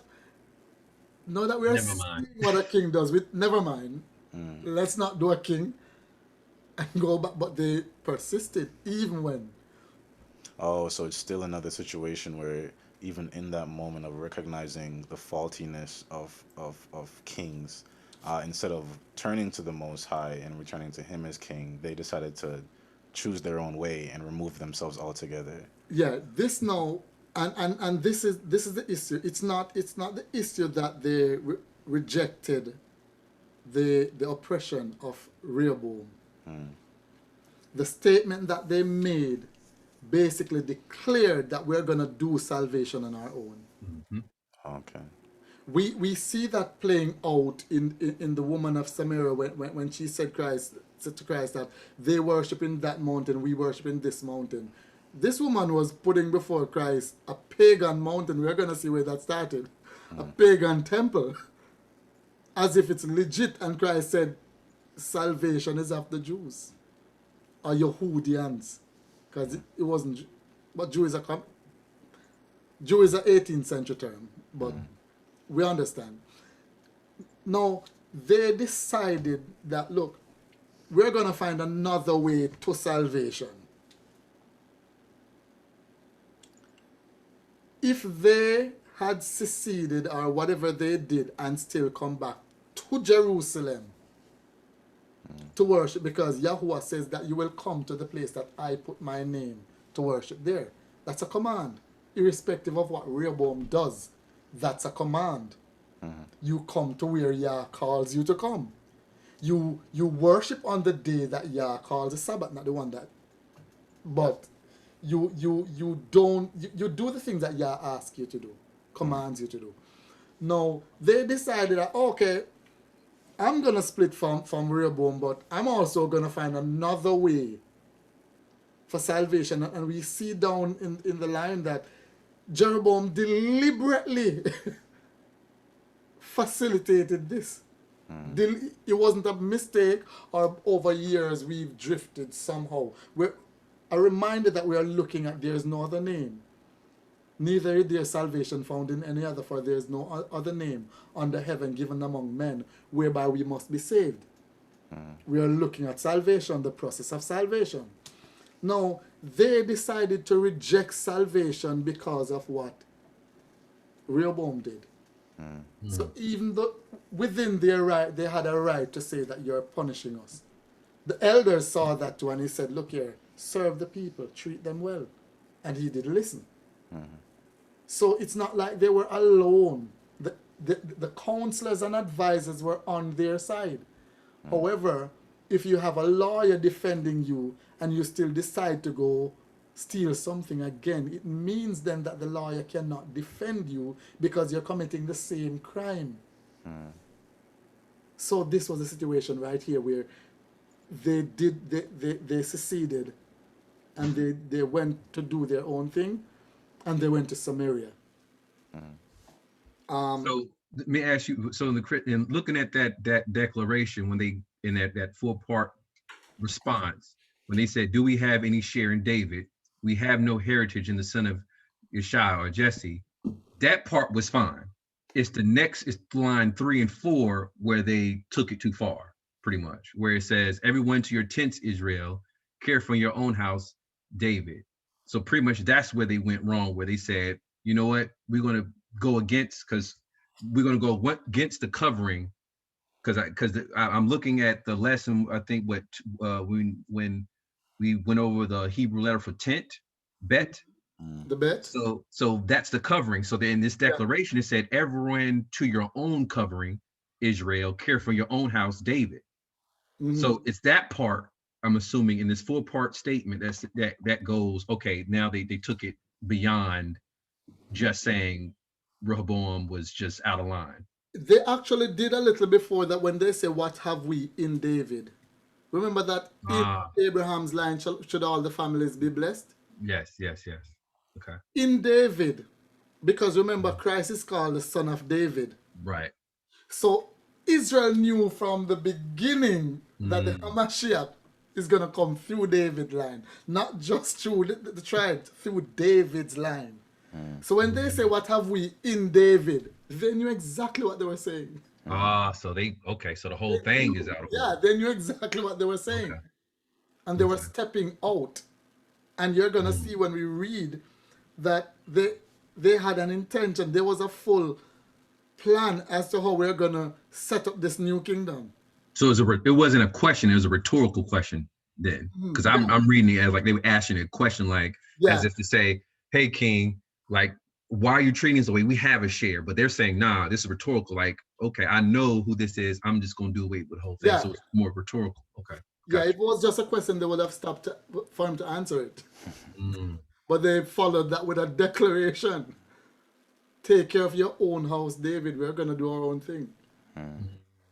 And so we find that when our foreparents did that, what they did was walk away from the covenant. They walked away from the covenant. When you read 2 Chronicles 11, 12, 13 onwards, you're going to see that play out because they were fighting for really long. Because Rehoboam reigned 18 years, and when he died, Abijah came along and he said, you know what, Jeroboam, you've walked away from the covenant, and you are now putting up a front to fight. And Jeroboam was still holding his ground. But let's read it. It comes out clearly. Let's read 13, verse 8 to 9. Could we get a second reader? Yeah, that's my answer. I love your voice, Stanley, but I appreciate it. But let somebody else read. I'm sure y'all tired. They might be tired of hearing my voice. We're just trying to get everybody involved. For sure. I'm sorry, where are we reading from?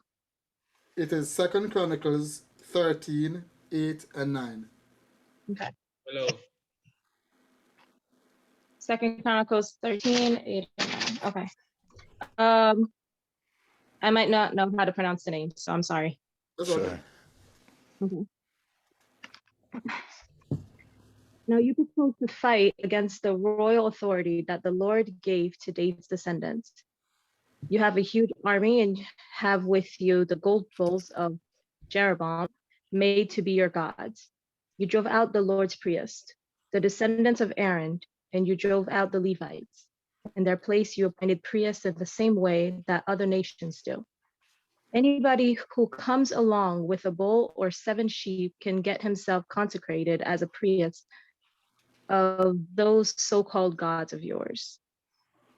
You know what was happening here? Wow.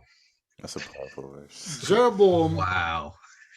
fired all the priests. Remember that. Wow. If we recap a little, the Aaronic priesthood was designed in such a way that they represented the Hamashiach. So, further to saying we have no inheritance in David, they fired the line that represented the Hamashiach. It's a total cut off. Wow. Priest, okay, Levi, Aaron was a Levite.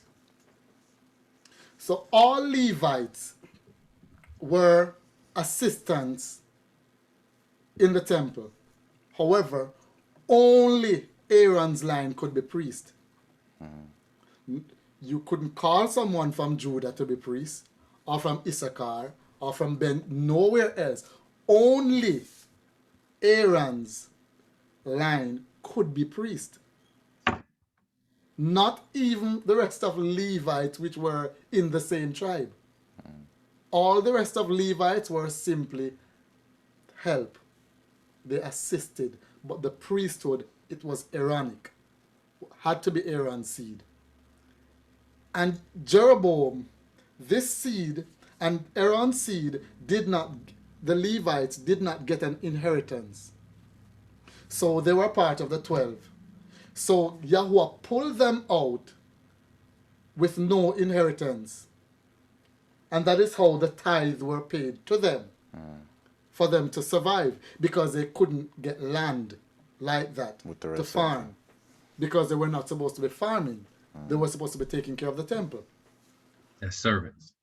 Right. They were supposed to dedicate their entire life to service to Yahuwah, representing Christ as our advocate his entire life. That is why the Bible said that he ever liveth to make intercession. And that is why they were supposed to always live to make intercession, as a pointing to Christ's ministry. Now, when you look at that, what you realize happening here is that this priesthood was not just a political thing. It was not just a religious thing. This was coming from Yahuwah. So when Jeroboam decides to, and obviously they had this plan long before, because they knew exactly what they were going to do. Obviously, if they called him from Egypt, there must be a plan. So when they said to your tents, O Israel, they knew exactly what they were going to do. So the next step he did, he fired all the priests. That is how the priests, Benjamin and Judah, became the persons occupying Jerusalem when Christ came. From this split, that was the final split. So the reuniting will happen when Christ come again. But that's another story. Now, Jeroboam decided, okay, I'm going to fire y'all. So we don't want any representative of Christ here. An Aaronic priesthood. So when you move the Aaronic priesthood, what you have done is remove the process of salvation. It's not just now that we are doing these things. It's not just now. So the fact that we ended up here in transatlantic slave trade, it wasn't just coming yesterday or the day before, it was coming a long time. Now, if you look at 1 Kings 12:28, did someone find that? 1 Kings 12 verse 28. You're going to see some of the atrocities that took place. And you realize that, I don't know if it came out in the CJV, but you realize that they made a calf. You remember when we left Egypt? What made we a calf. did when Moses went up for 40 days? They made a calf. We rejected Yahuwah's guiding and leading and did a coup on Aaron. We did a coup. It wasn't the woman, it was the men. Even notice what he said. Take off the earrings from off your daughters and your sons. So who is missing from there? The men. It was the men that went to Aaron in a militant style and said, give us a God or else. And when he made it, you know what he said? Behold, Israel, this has delivered you. On the back of the fact that you just walked through a parted Red Sea. Right. Right. Yeah. And you're not going to look at a calf. You see how it is that Yahuwah has always been coming after us and we've always been running away, wanting to find our own way. That golden calf, he says that this calf delivered you. This calf is your salvation. Okay. You find... Yeah, I got it. First Kings. It says, whereupon the king took counsel and made 2 calves of gold and said unto them, it is too much for you to go up to Jerusalem. Behold, thy deities, O Israel, which brought thee up out of the land of Egypt. You notice he's repeating the very same thing that Aaron said? Right. This time he made 2 calves. 2 calves. Yes. and he put them in 2 strategic places. And hear what he says to them? It's too much for you to go to Jerusalem. Yahuwah had commanded them to travel to Jerusalem at least 3 times per year. The Feast of Passover, the Feast of Tabernacle, and the Feast of Pentecost in gathering. Yahuwah commanded us to do that. Yet the king is going to say it's too much for you to do. So this was not just a gradual slide from salvation. This was a direct U-turn, an affront to the process of salvation. Read 12:32 to 33. First Kings 12, verse 32. Yeah. To 33. All right, I got it. So this is 1 Kings 12, verse 32. And Jeroboam ordained a feast in the 8th month, and on the 15th day of the month, like unto the feast that is in Judah, and he offered upon the altar. So did he in Bethel, sacrificing unto the calves that he had made. And he placed in Bethel the high priest, and he placed in Bethel the priests of the high places which he had made. So he offered upon the altar, which he had made in Bethel, the 15th day of the 8th month, even in the month which he had devised in his own heart, and ordained a feast unto the children of Israel. And he offered upon the altar, and he burnt incense. Can you begin to see what's happening here? Golly. This king decided to create a feast. He didn't only create a temple or a calf, or he created a feast. Understand, when you hear people saying that this is the way I choose to worship, there's nothing wrong because my heart is sincere. It's not just now that the devil has been tricking us like that. It's not about you or I. It's about what Yahuwah requires. It's not how I choose to do something. He chose to mimic a feast and expect Yahuwah to accept it. Now, I'm not sure how many the feast, the 8th month, I believe that would have fallen Sukkot. I'm not 100% sure. So he took essentially when they not only did they separate from Judah, but they essentially created their own new religion, New their religion, own brand new. all by themselves, and they created a feast in the 8th month. Now You're right. It's Sukkot. It's Sukkot. Sukkot. Understand what Sukkot represents here. Well, Sukkot well, represents I'm sorry. I'm looking at it. Sukkot was the 15th day of the 7th month. right, I'm trying to look for it. but the next one wasn't that close. Right. It might have been must have been So Sukkot. it was still in the same season. Yeah, it had to have been Sukkot. And notice what was that? He created a replica, a duplication. Well, it's not a duplication. He created a counterfeit. Yeah, it was. Yeah. Sukkot was a feast that the Hamashiach was supposed to be born in. This wasn't a simple move. When you create a feast to eclipse the feast that the Hamash that should show the people Torah, which of course is a written character of Yahuwah. Yeah. And of course the Hamashiach is a visible manifestation of the invisible God. Yeah.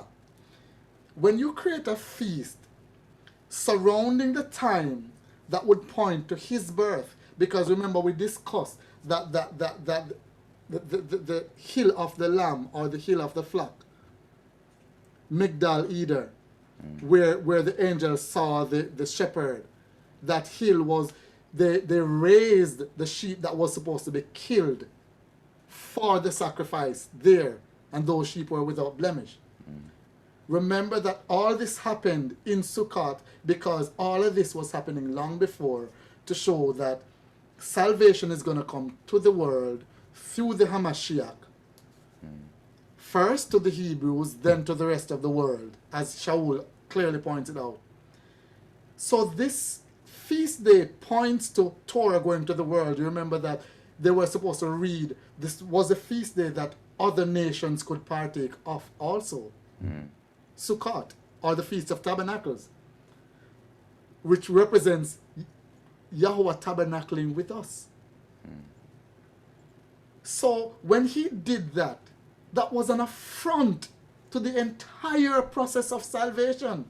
You put something to eclipse the very time that was supposed to be pointing to the Hamashiach's birth. And his birth, we know, heralded salvation to the world through the process of restoring Israel, then to the world. We know that.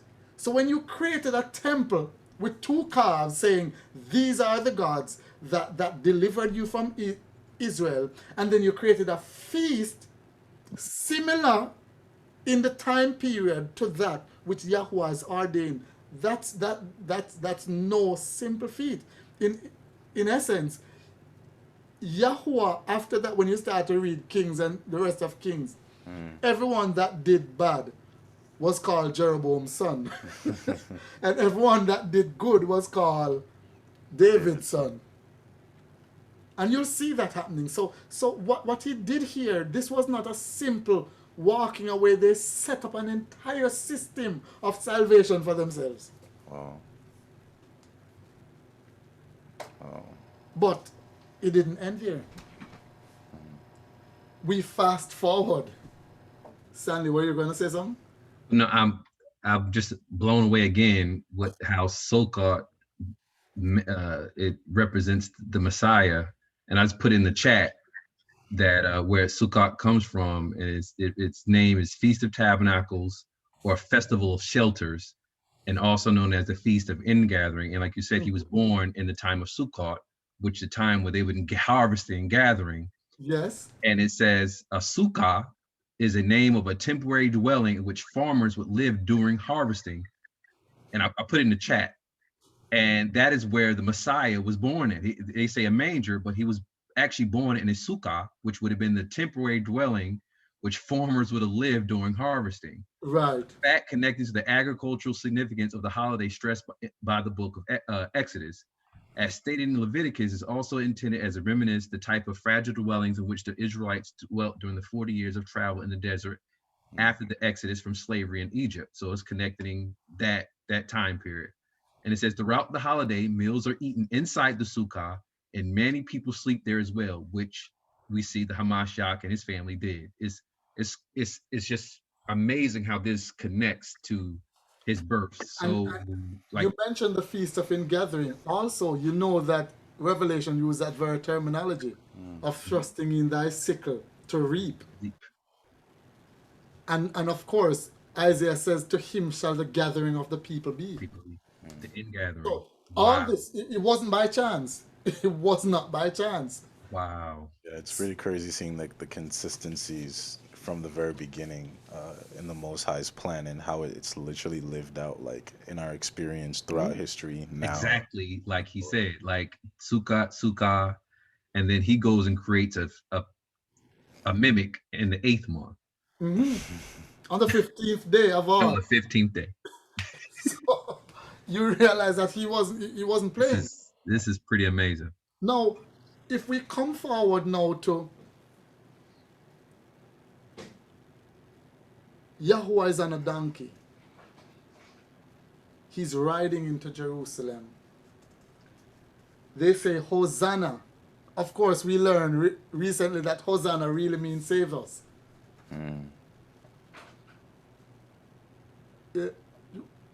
In Western world, we say Hosanna means blessed be Yahuwah, the Lord.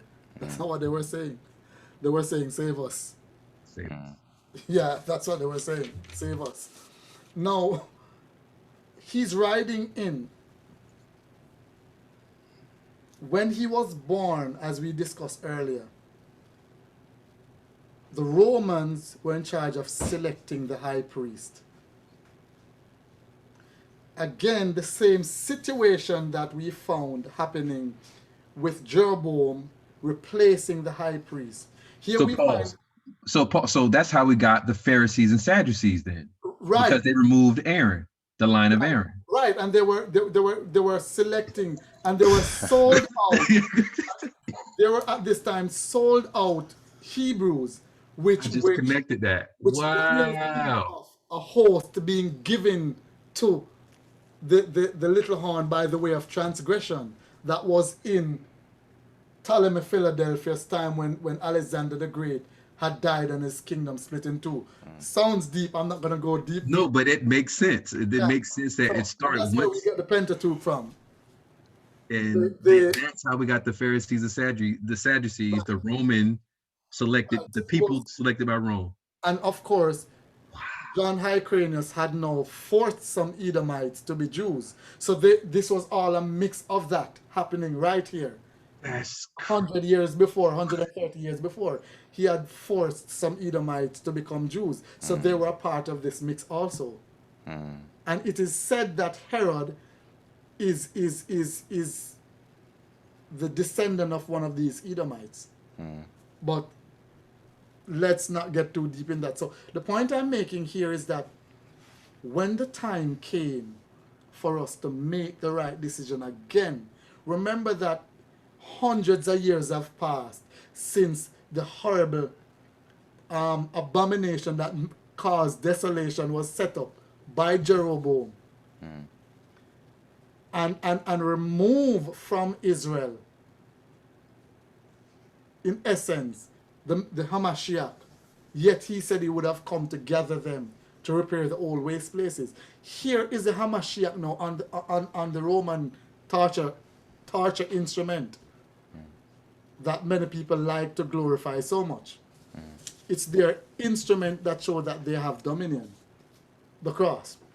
Here is Christ, the Hamashiach, on the cross. And here are the people in front of him, incited by the leadership that has already been infiltrated by Rome.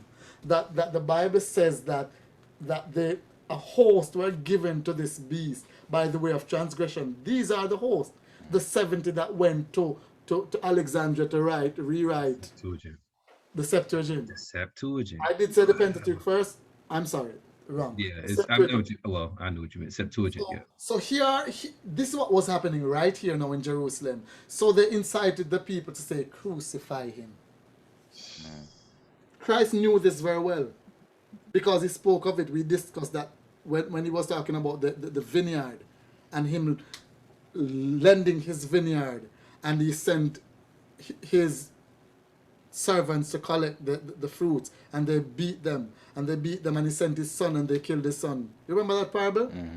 And he said that, he told the Pharisees that, look, this kingdom is torn from you and will be given to another, a genus, another like ethnicity. For those who think that he was saying that I'm going to establish a church, he wasn't. No. He was saying I'm going to give this kingdom. So the priests and Levites were fired. Basically.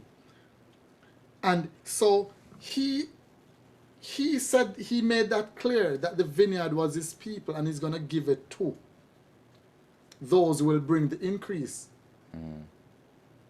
On the cross, he said, forgive them for they know not what they do. So he knew that the people were being incited because the day he was born, 3 years after, Rome started selecting the high priest. So what we find here is that Israel, though we were incited to do it, it doesn't absolve us of the punishment of the crime.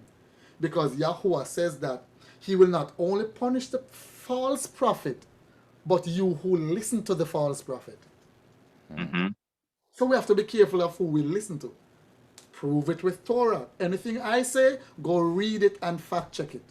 And if I make a mistake, come and say, you said that, but this is, and I'll quickly apologize once Torah says you're wrong.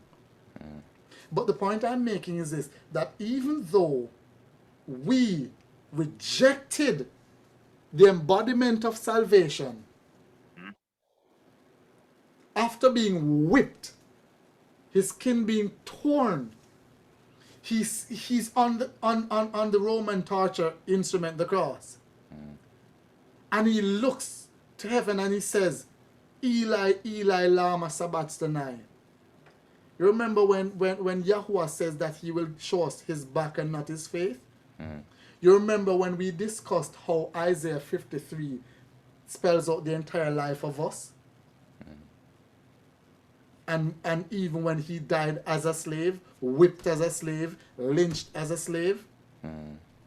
And while he was on the cross, Yahuwah could not look on him. He bore all that for us. And even in that moment when they had the scrolls of Isaiah, they still rejected. For that, AD 70 came. From AD 1, there was this uneasiness because they were setting up all kind of stuff in the temple. They had some statues in that temple you wouldn't believe. Some pagan gods in that temple. And there was this animosity for the land, who should rule Jerusalem, just like now. And Rome in 66 gave the power to Assyria. That broke the camel's back and the people started to rebel. 13 cities in and around Jerusalem. AD 70 Jerusalem fell after about a 3-year siege. It was horrible conditions inside there. People were starving. People were eating other people inside there. AD 75 thereabout, Masad fell. Masad is on a hill. The slave they took from Jerusalem, they had them fill in the gap between the two hills in like 2 weeks. That must be some serious work, so that they could run a battering ram up to the wall of Masad and tore it down and took the city. They marched some back to the capital. Some were sold in slavery. Some had fled before to Spain, Portugal, parts of Africa. Christ said in Daniel that Christ said through Daniel that from the day that the abomination that maketh desolate should be set up, and the Hamashiach causes the sacrifice to cease, there shall be 1290 days. We discussed earlier that a day is for a year in prophecy. When you check 1290 from AD 70, you land in 1360. The very period that the edict was passed, the expulsion edict that saw them expelling us from all over Europe, everywhere, which basically kick-started what would become the transatlantic slave trade. But we find ourselves here in this time now, after being transported to the western portion of Africa by Ferdinand on ships and stuff like that, we were then taken here. Some of us had been on the west portion of Africa before, because that's how we were enslaved by the Moors. We were then taken here as slaves, the children of those Hebrews, from the age of 3 to 28, thus fulfilling Deuteronomy when it says that your children shall be sold into slavery and you shall not know them. Children, literally children, were brought here. If the video that we look at, you could see a little child picking cotton. You could see a part of it where there was a little child holding a kind of leverage thing while another man was being tortured. But we are here, and guess what? We are still looking to other ways to be saved. The Bible says, neither is there salvation in any other, for there is no other name under heaven whereby we must be saved. Humanity realized that we need help. With all these modern invention and technological advancement, yet we still are dying of disease everywhere. Sickness is killing us. We are killing us. Because the biggest enemy to man is man himself. It's like everything we do kill us. Yet, we do not realize. We know that we need help, but we refuse to walk back what started when we launched that coup on Iran. Not even then, when our foreparents, Adam and Shoah, made those fig leaves, to walk that back, to say, Yahuwah, you are the only one.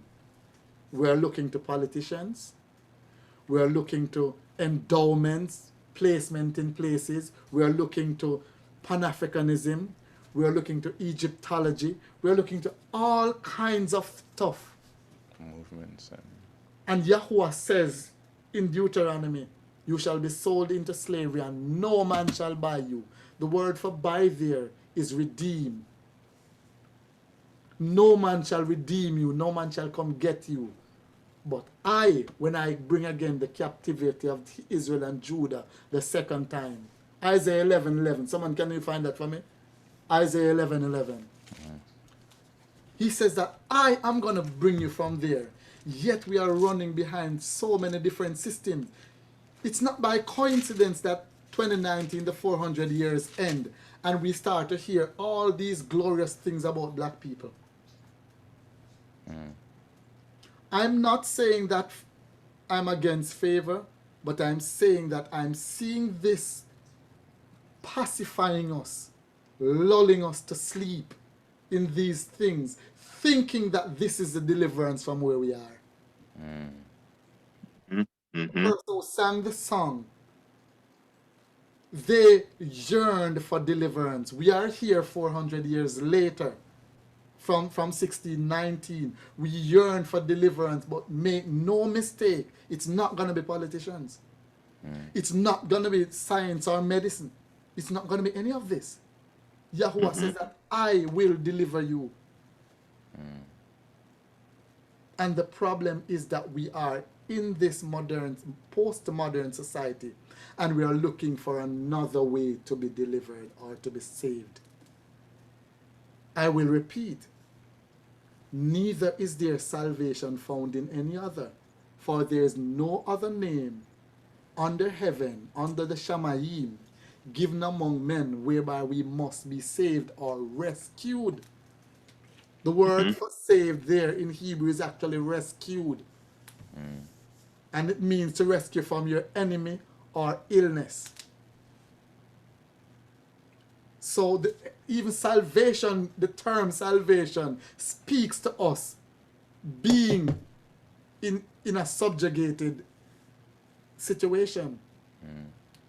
When we are looking at these things, the people that we are supposed to be living to show them what Torah is, we're sending mixed signals in a time when we should be clearly stating what Torah is saying. Our deliverance is not in any of these things.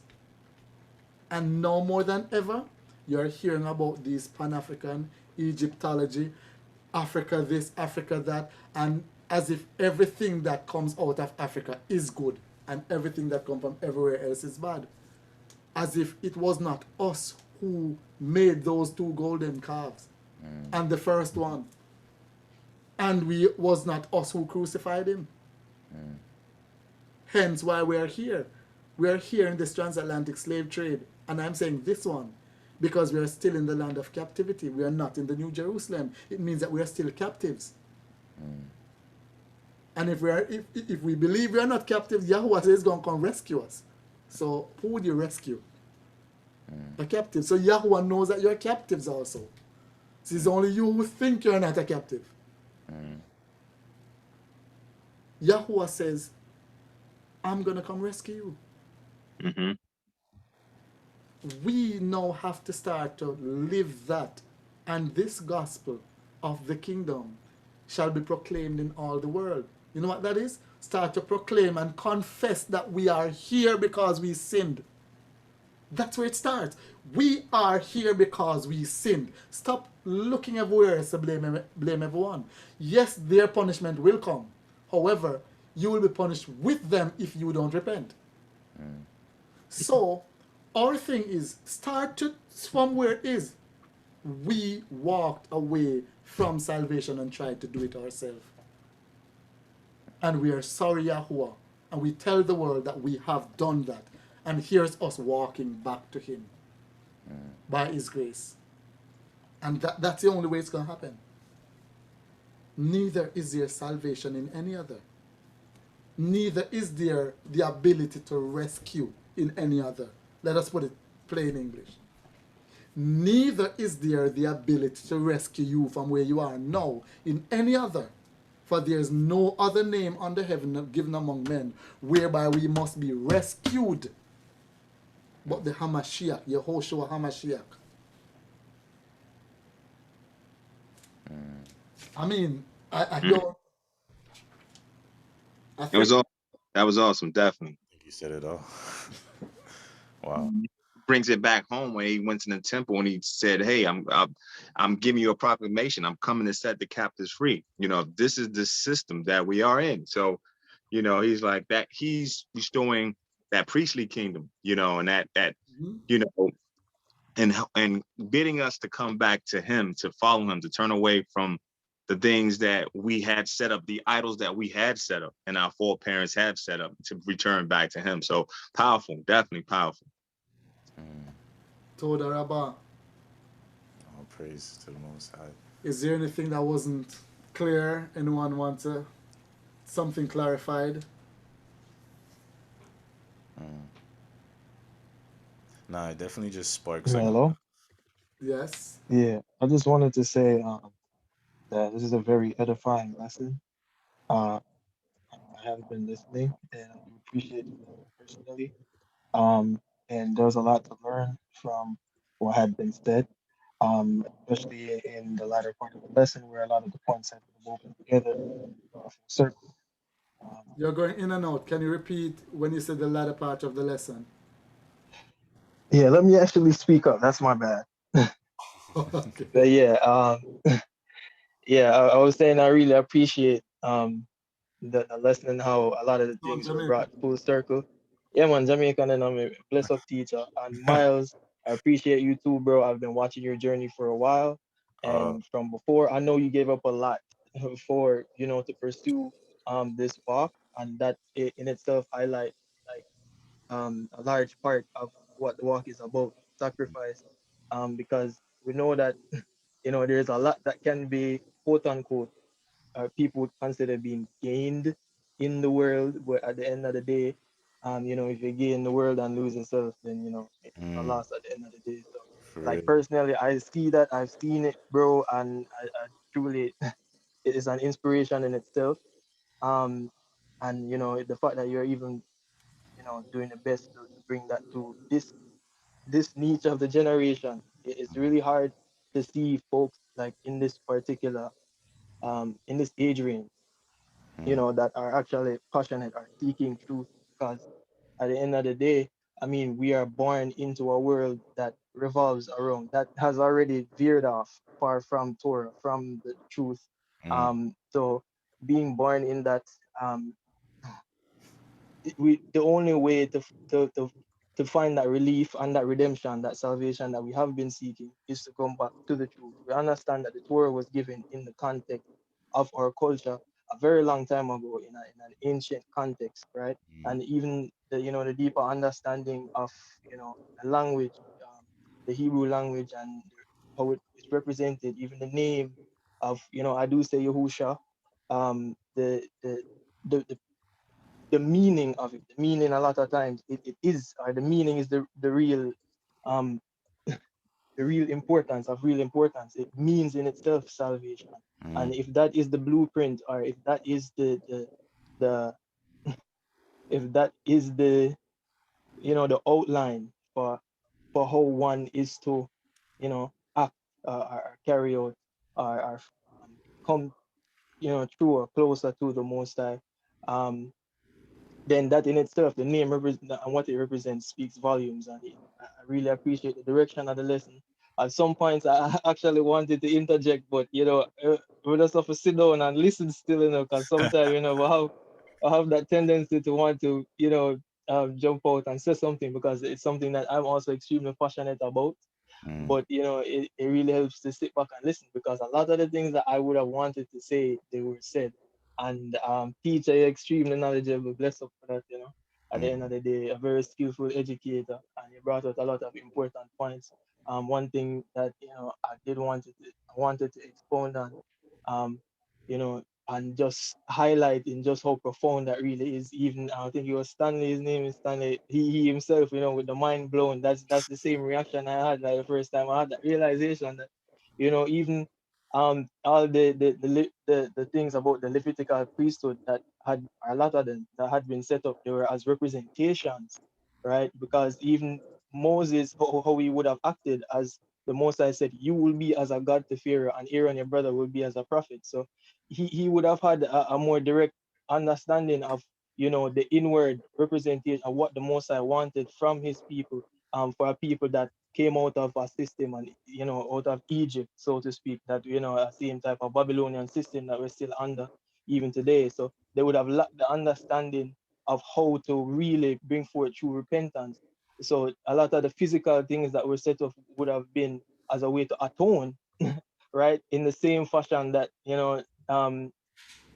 the Messiah would have come to do. And it was a foreshadowing of that same action. So it's just one of the things I wanted to highlight. So you definitely brought that to the forefront of how even what the calf would have represented. A lot of the gods are quote unquote gods. I mean, whatever you put on the throne of your heart at the end of the day, and what you live your life by, would dictate your worship, mm, right?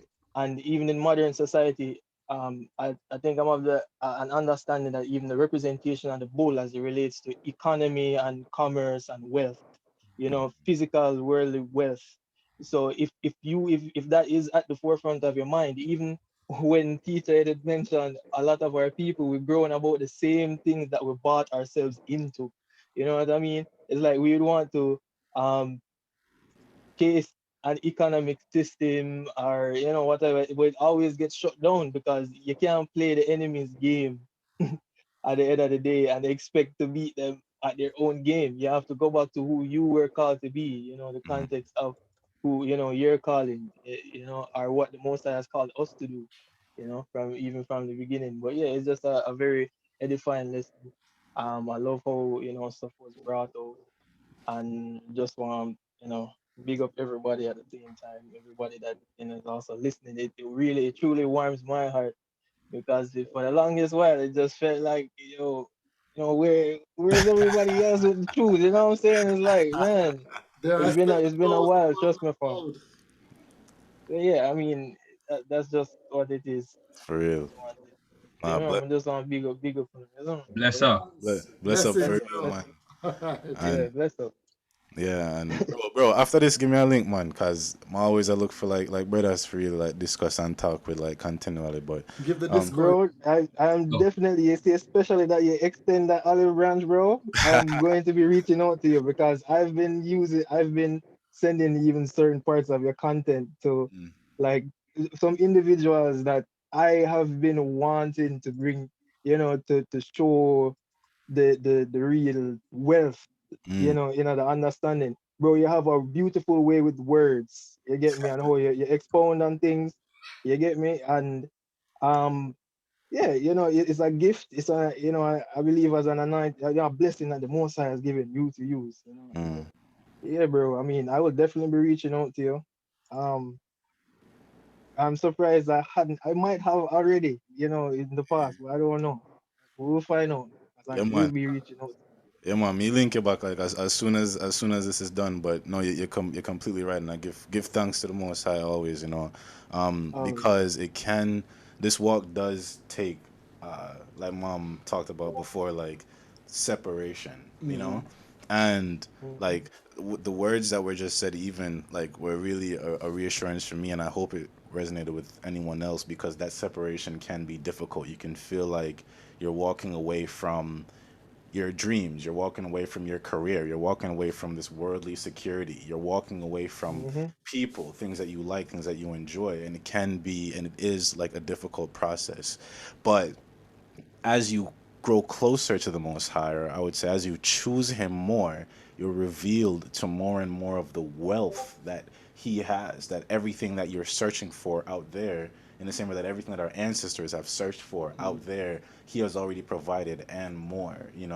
And so engaging that process of separation and engaging trust in the midst of that process of separation when it doesn't seem like what you're walking towards is worth it. Engaging trust in prayer, like the Most High is not short of wealth to reveal to you and what He has for you, not only in a physical sense, but in a personal sense, in the sense of fulfillment that you will find, the sense of completion, the sense of belonging that you find when you're operating with the one who created you, far extends any sense of belonging that we search for in our jobs, in our relationships, in movements, in politics, in people, in the world in general. What the Most High offers far extends like any of that. So I appreciate that reassurance, and I pray that like anyone else who's struggling with this separation, struggling in this journey, could be like edified by that as well. And someone had asked in the chat.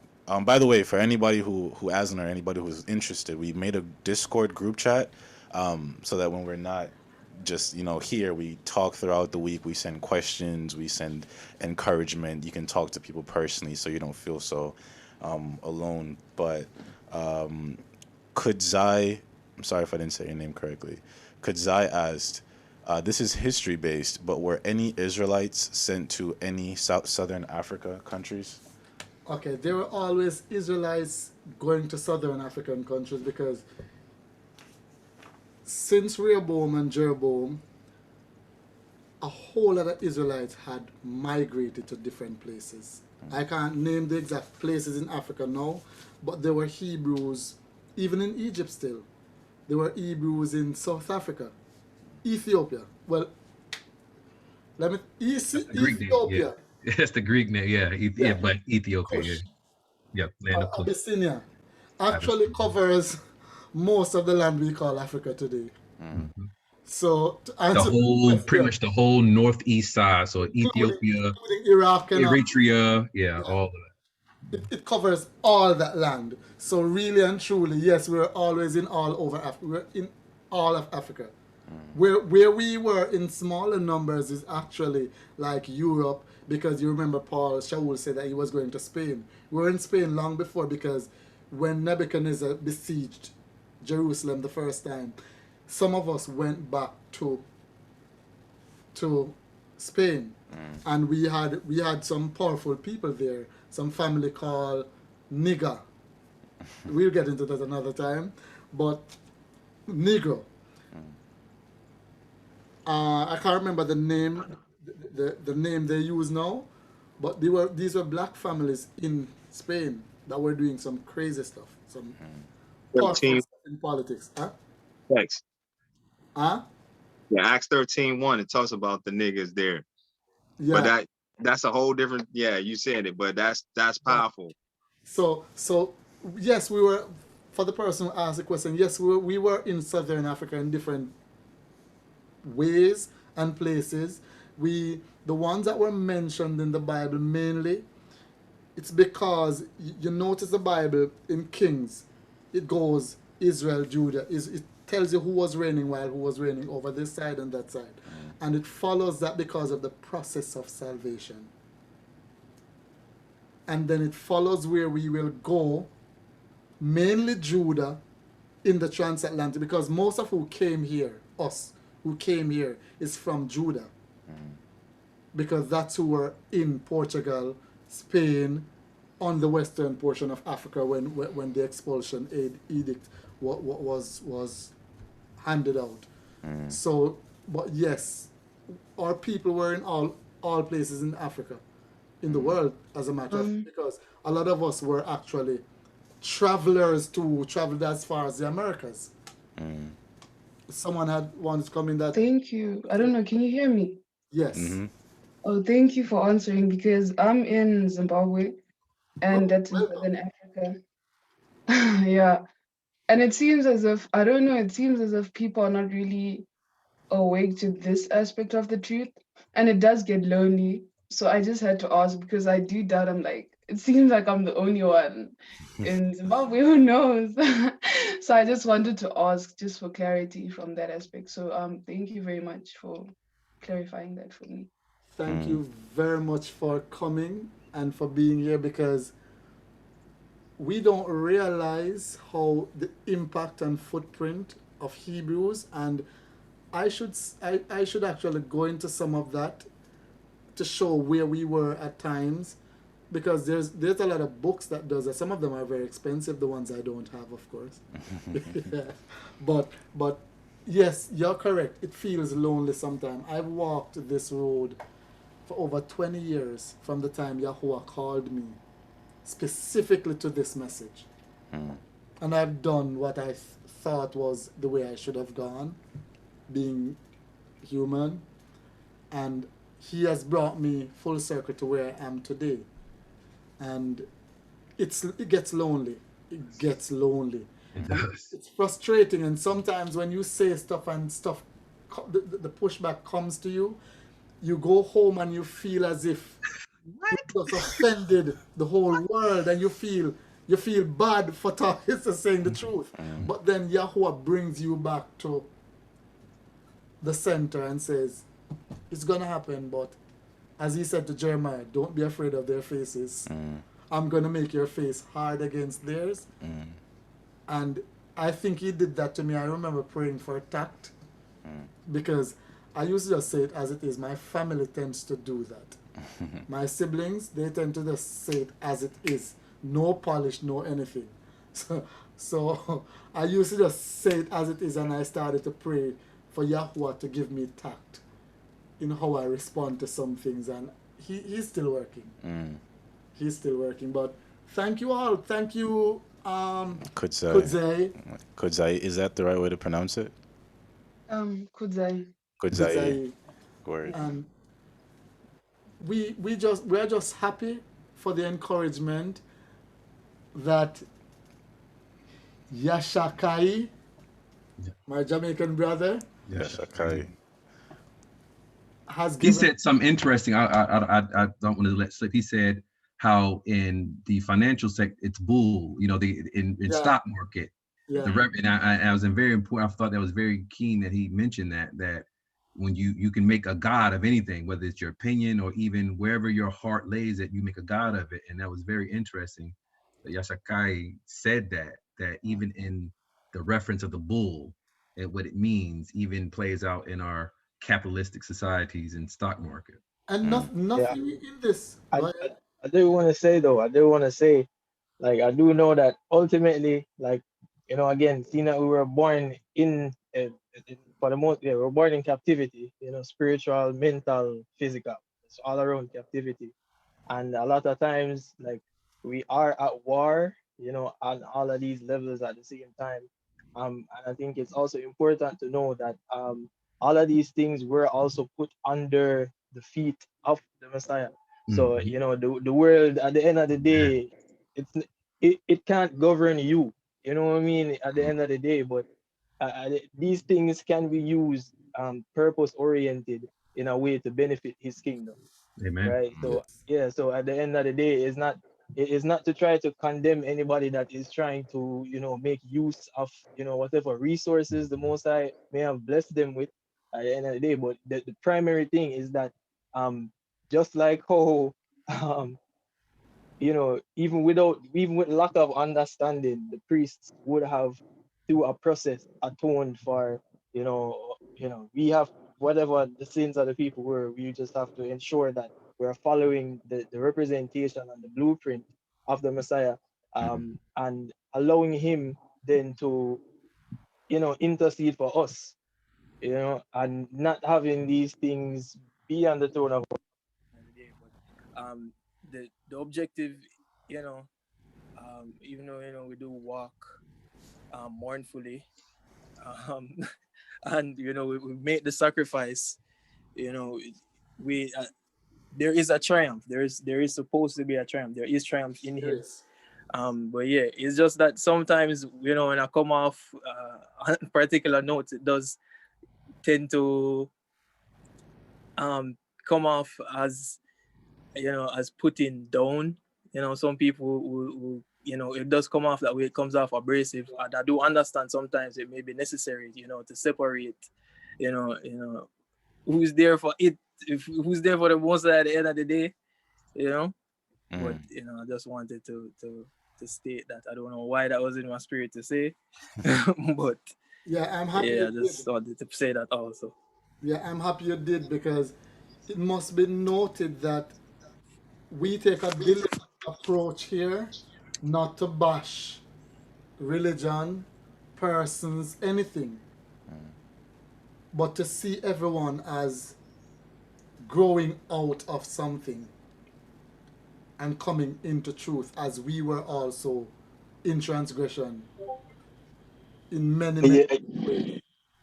exactly. And the awesome part about what you also mentioned, I don't know if I'm interrupted a bit, but maybe the last. I got you, man. But when you mentioned earlier, that you did make a point about how we, even though we're born in sin, the Most High, or even the purpose of the Messiah, and how He covers us, right? In a lot of, because Just yeah, He covers us in, because we're in the midst of sin. We're not in the ancient context that we were, and we're still fighting the battle daily. There are a lot of things that are put in our way, whether um intentionally by those that may understand and want to keep us in captivity, because they understand that once we come to the understanding of who we are, and we leave the mechanisms that they've put in place to help us feeding into this repetitive cycle of self-destruction, right? Yeah, eventually it gets to a point where when we truly put our heart and soul into where it's supposed to go in the first place, which is back to the Most High, we will be free, and we will be given, even though we understand that but the heart is a wicked thing, the Most High will still give you the desires of your heart, right? And in that, well, if I'm speaking for myself, peace, true peace, we're in a place where we can actually when we can come to a full realization of the law and what it represents as what the Messiah has laid out for us, being in a place where we can love our brother, where we will love our brother as ourselves, right? And love the Most High above all else. And in that, because we understand the law in the context at the time, it was the meaning, what we were supposed to get out of it. Because if you love your brother as yourself, you won't do this, right? If the Most High is, at the center of your being, then you won't be chasing after this and that at the end of the day. And even simple things that I'm not sure at what aspect of the law, like even some of the things pertaining to how you carry yourself, right? Like even when you go closer to those things, it definitely does show you a barrier in how um certain things definitely do take up a large portion of the mind and spirit and your effort on a daily. So it does force it to separate, and once you do it, definitely changes the picture of all of that. But at the end of the day, with that being said, definitely appreciate even the opportunity, and you let me speak, because some of the time I feel like when I do get to speak, it's almost like my just back out. It's like, all right, am I saying too much? Well, yeah. Like really appreciate the space. I really love the space. Yeah, I'm really grateful that the Most High, um, put this in y'all's spirit to just push this forward, because it truly is a blessing. Just want to another set of reassurance. Yeah, we see the head there happening, the separation. And I must say again that we're called not to separate people from people, but to separate people from sin. We are called to be that light, to say, hey, look here. Here's what Torah says. And by them walking towards Torah, they're walking away from sin. True. So the het is happening here, and I'm happy that Yahuwah could have spoken through us, through all of us. And again, I want to celebrate it, Amore. Amore, for the first time, for those who weren't here last week, she said that she's going to observe the Shabbat for the first time this week, and I want to celebrate with her. Shabbat Shalom. Shabbat Shalom. Thank you. Shabbat Shalom. And we are not here. There will be a mixed multitude, and I know it may become a question for some person, because there are groups out there saying that only bloodline Hebrews will be saved. That's a lie. Every race that walks in Torah, it doesn't matter where you're from, once you walk in Torah and Yahuwah finds you faithfully walking in Torah, whether death comes first or he comes first, you will be saved. You will be justified or made just. So it's not limited to any race, as it's black people only. Yes, we are Hebrews, but we have to accept that we came here because we sinned. And a lot of us don't talk about that part. And that was always the function of the Hebrew, not to be not to be set apart for the sake of being set apart for ourselves, but to be set apart to be an example, a light others. Unto the nations. Yes. And so it's always, the Most High has always had everyone in mind. This is just a process by which he chose to see that through. And as we get to a close, Fatima had said in the chat, she said, I just want to say thank you, coming from a family who basically makes up the church, apostles, pastors, and teachers and members. They all refuse the correct interpretation. So my walk gets lonely, but you guys help. And I just wanted to reiterate here, because it was on my heart earlier, of that's, for one, I think what the Discord, I hope, can like function as, because I know how lonely it gets for me. I can't imagine how lonely it was for my dad for like 20 years. But I know how lonely it gets for me, and I know how sometimes you can feel isolated. And I especially know how the enemy will attack in isolation. He will attack your thoughts and your perceptions when you feel like you're all alone, And so I just want to reiterate like how important it is that we're like like connecting, and that we're reaching out, you know, throughout the week, and we're reaching out when we're struggling, and we're reaching out when we're battling, you know, and speaking to people. And I hope that, you know, as we continue these studies, we can really grow closer to feel, you know, like a family, you know, because that's how we're called to function, not as uh, not even as friends, I would say. I seek out like family, people I can truly depend on to be examples of Torah, to counsel me in Torah, to be people I can confide in Torah, you know?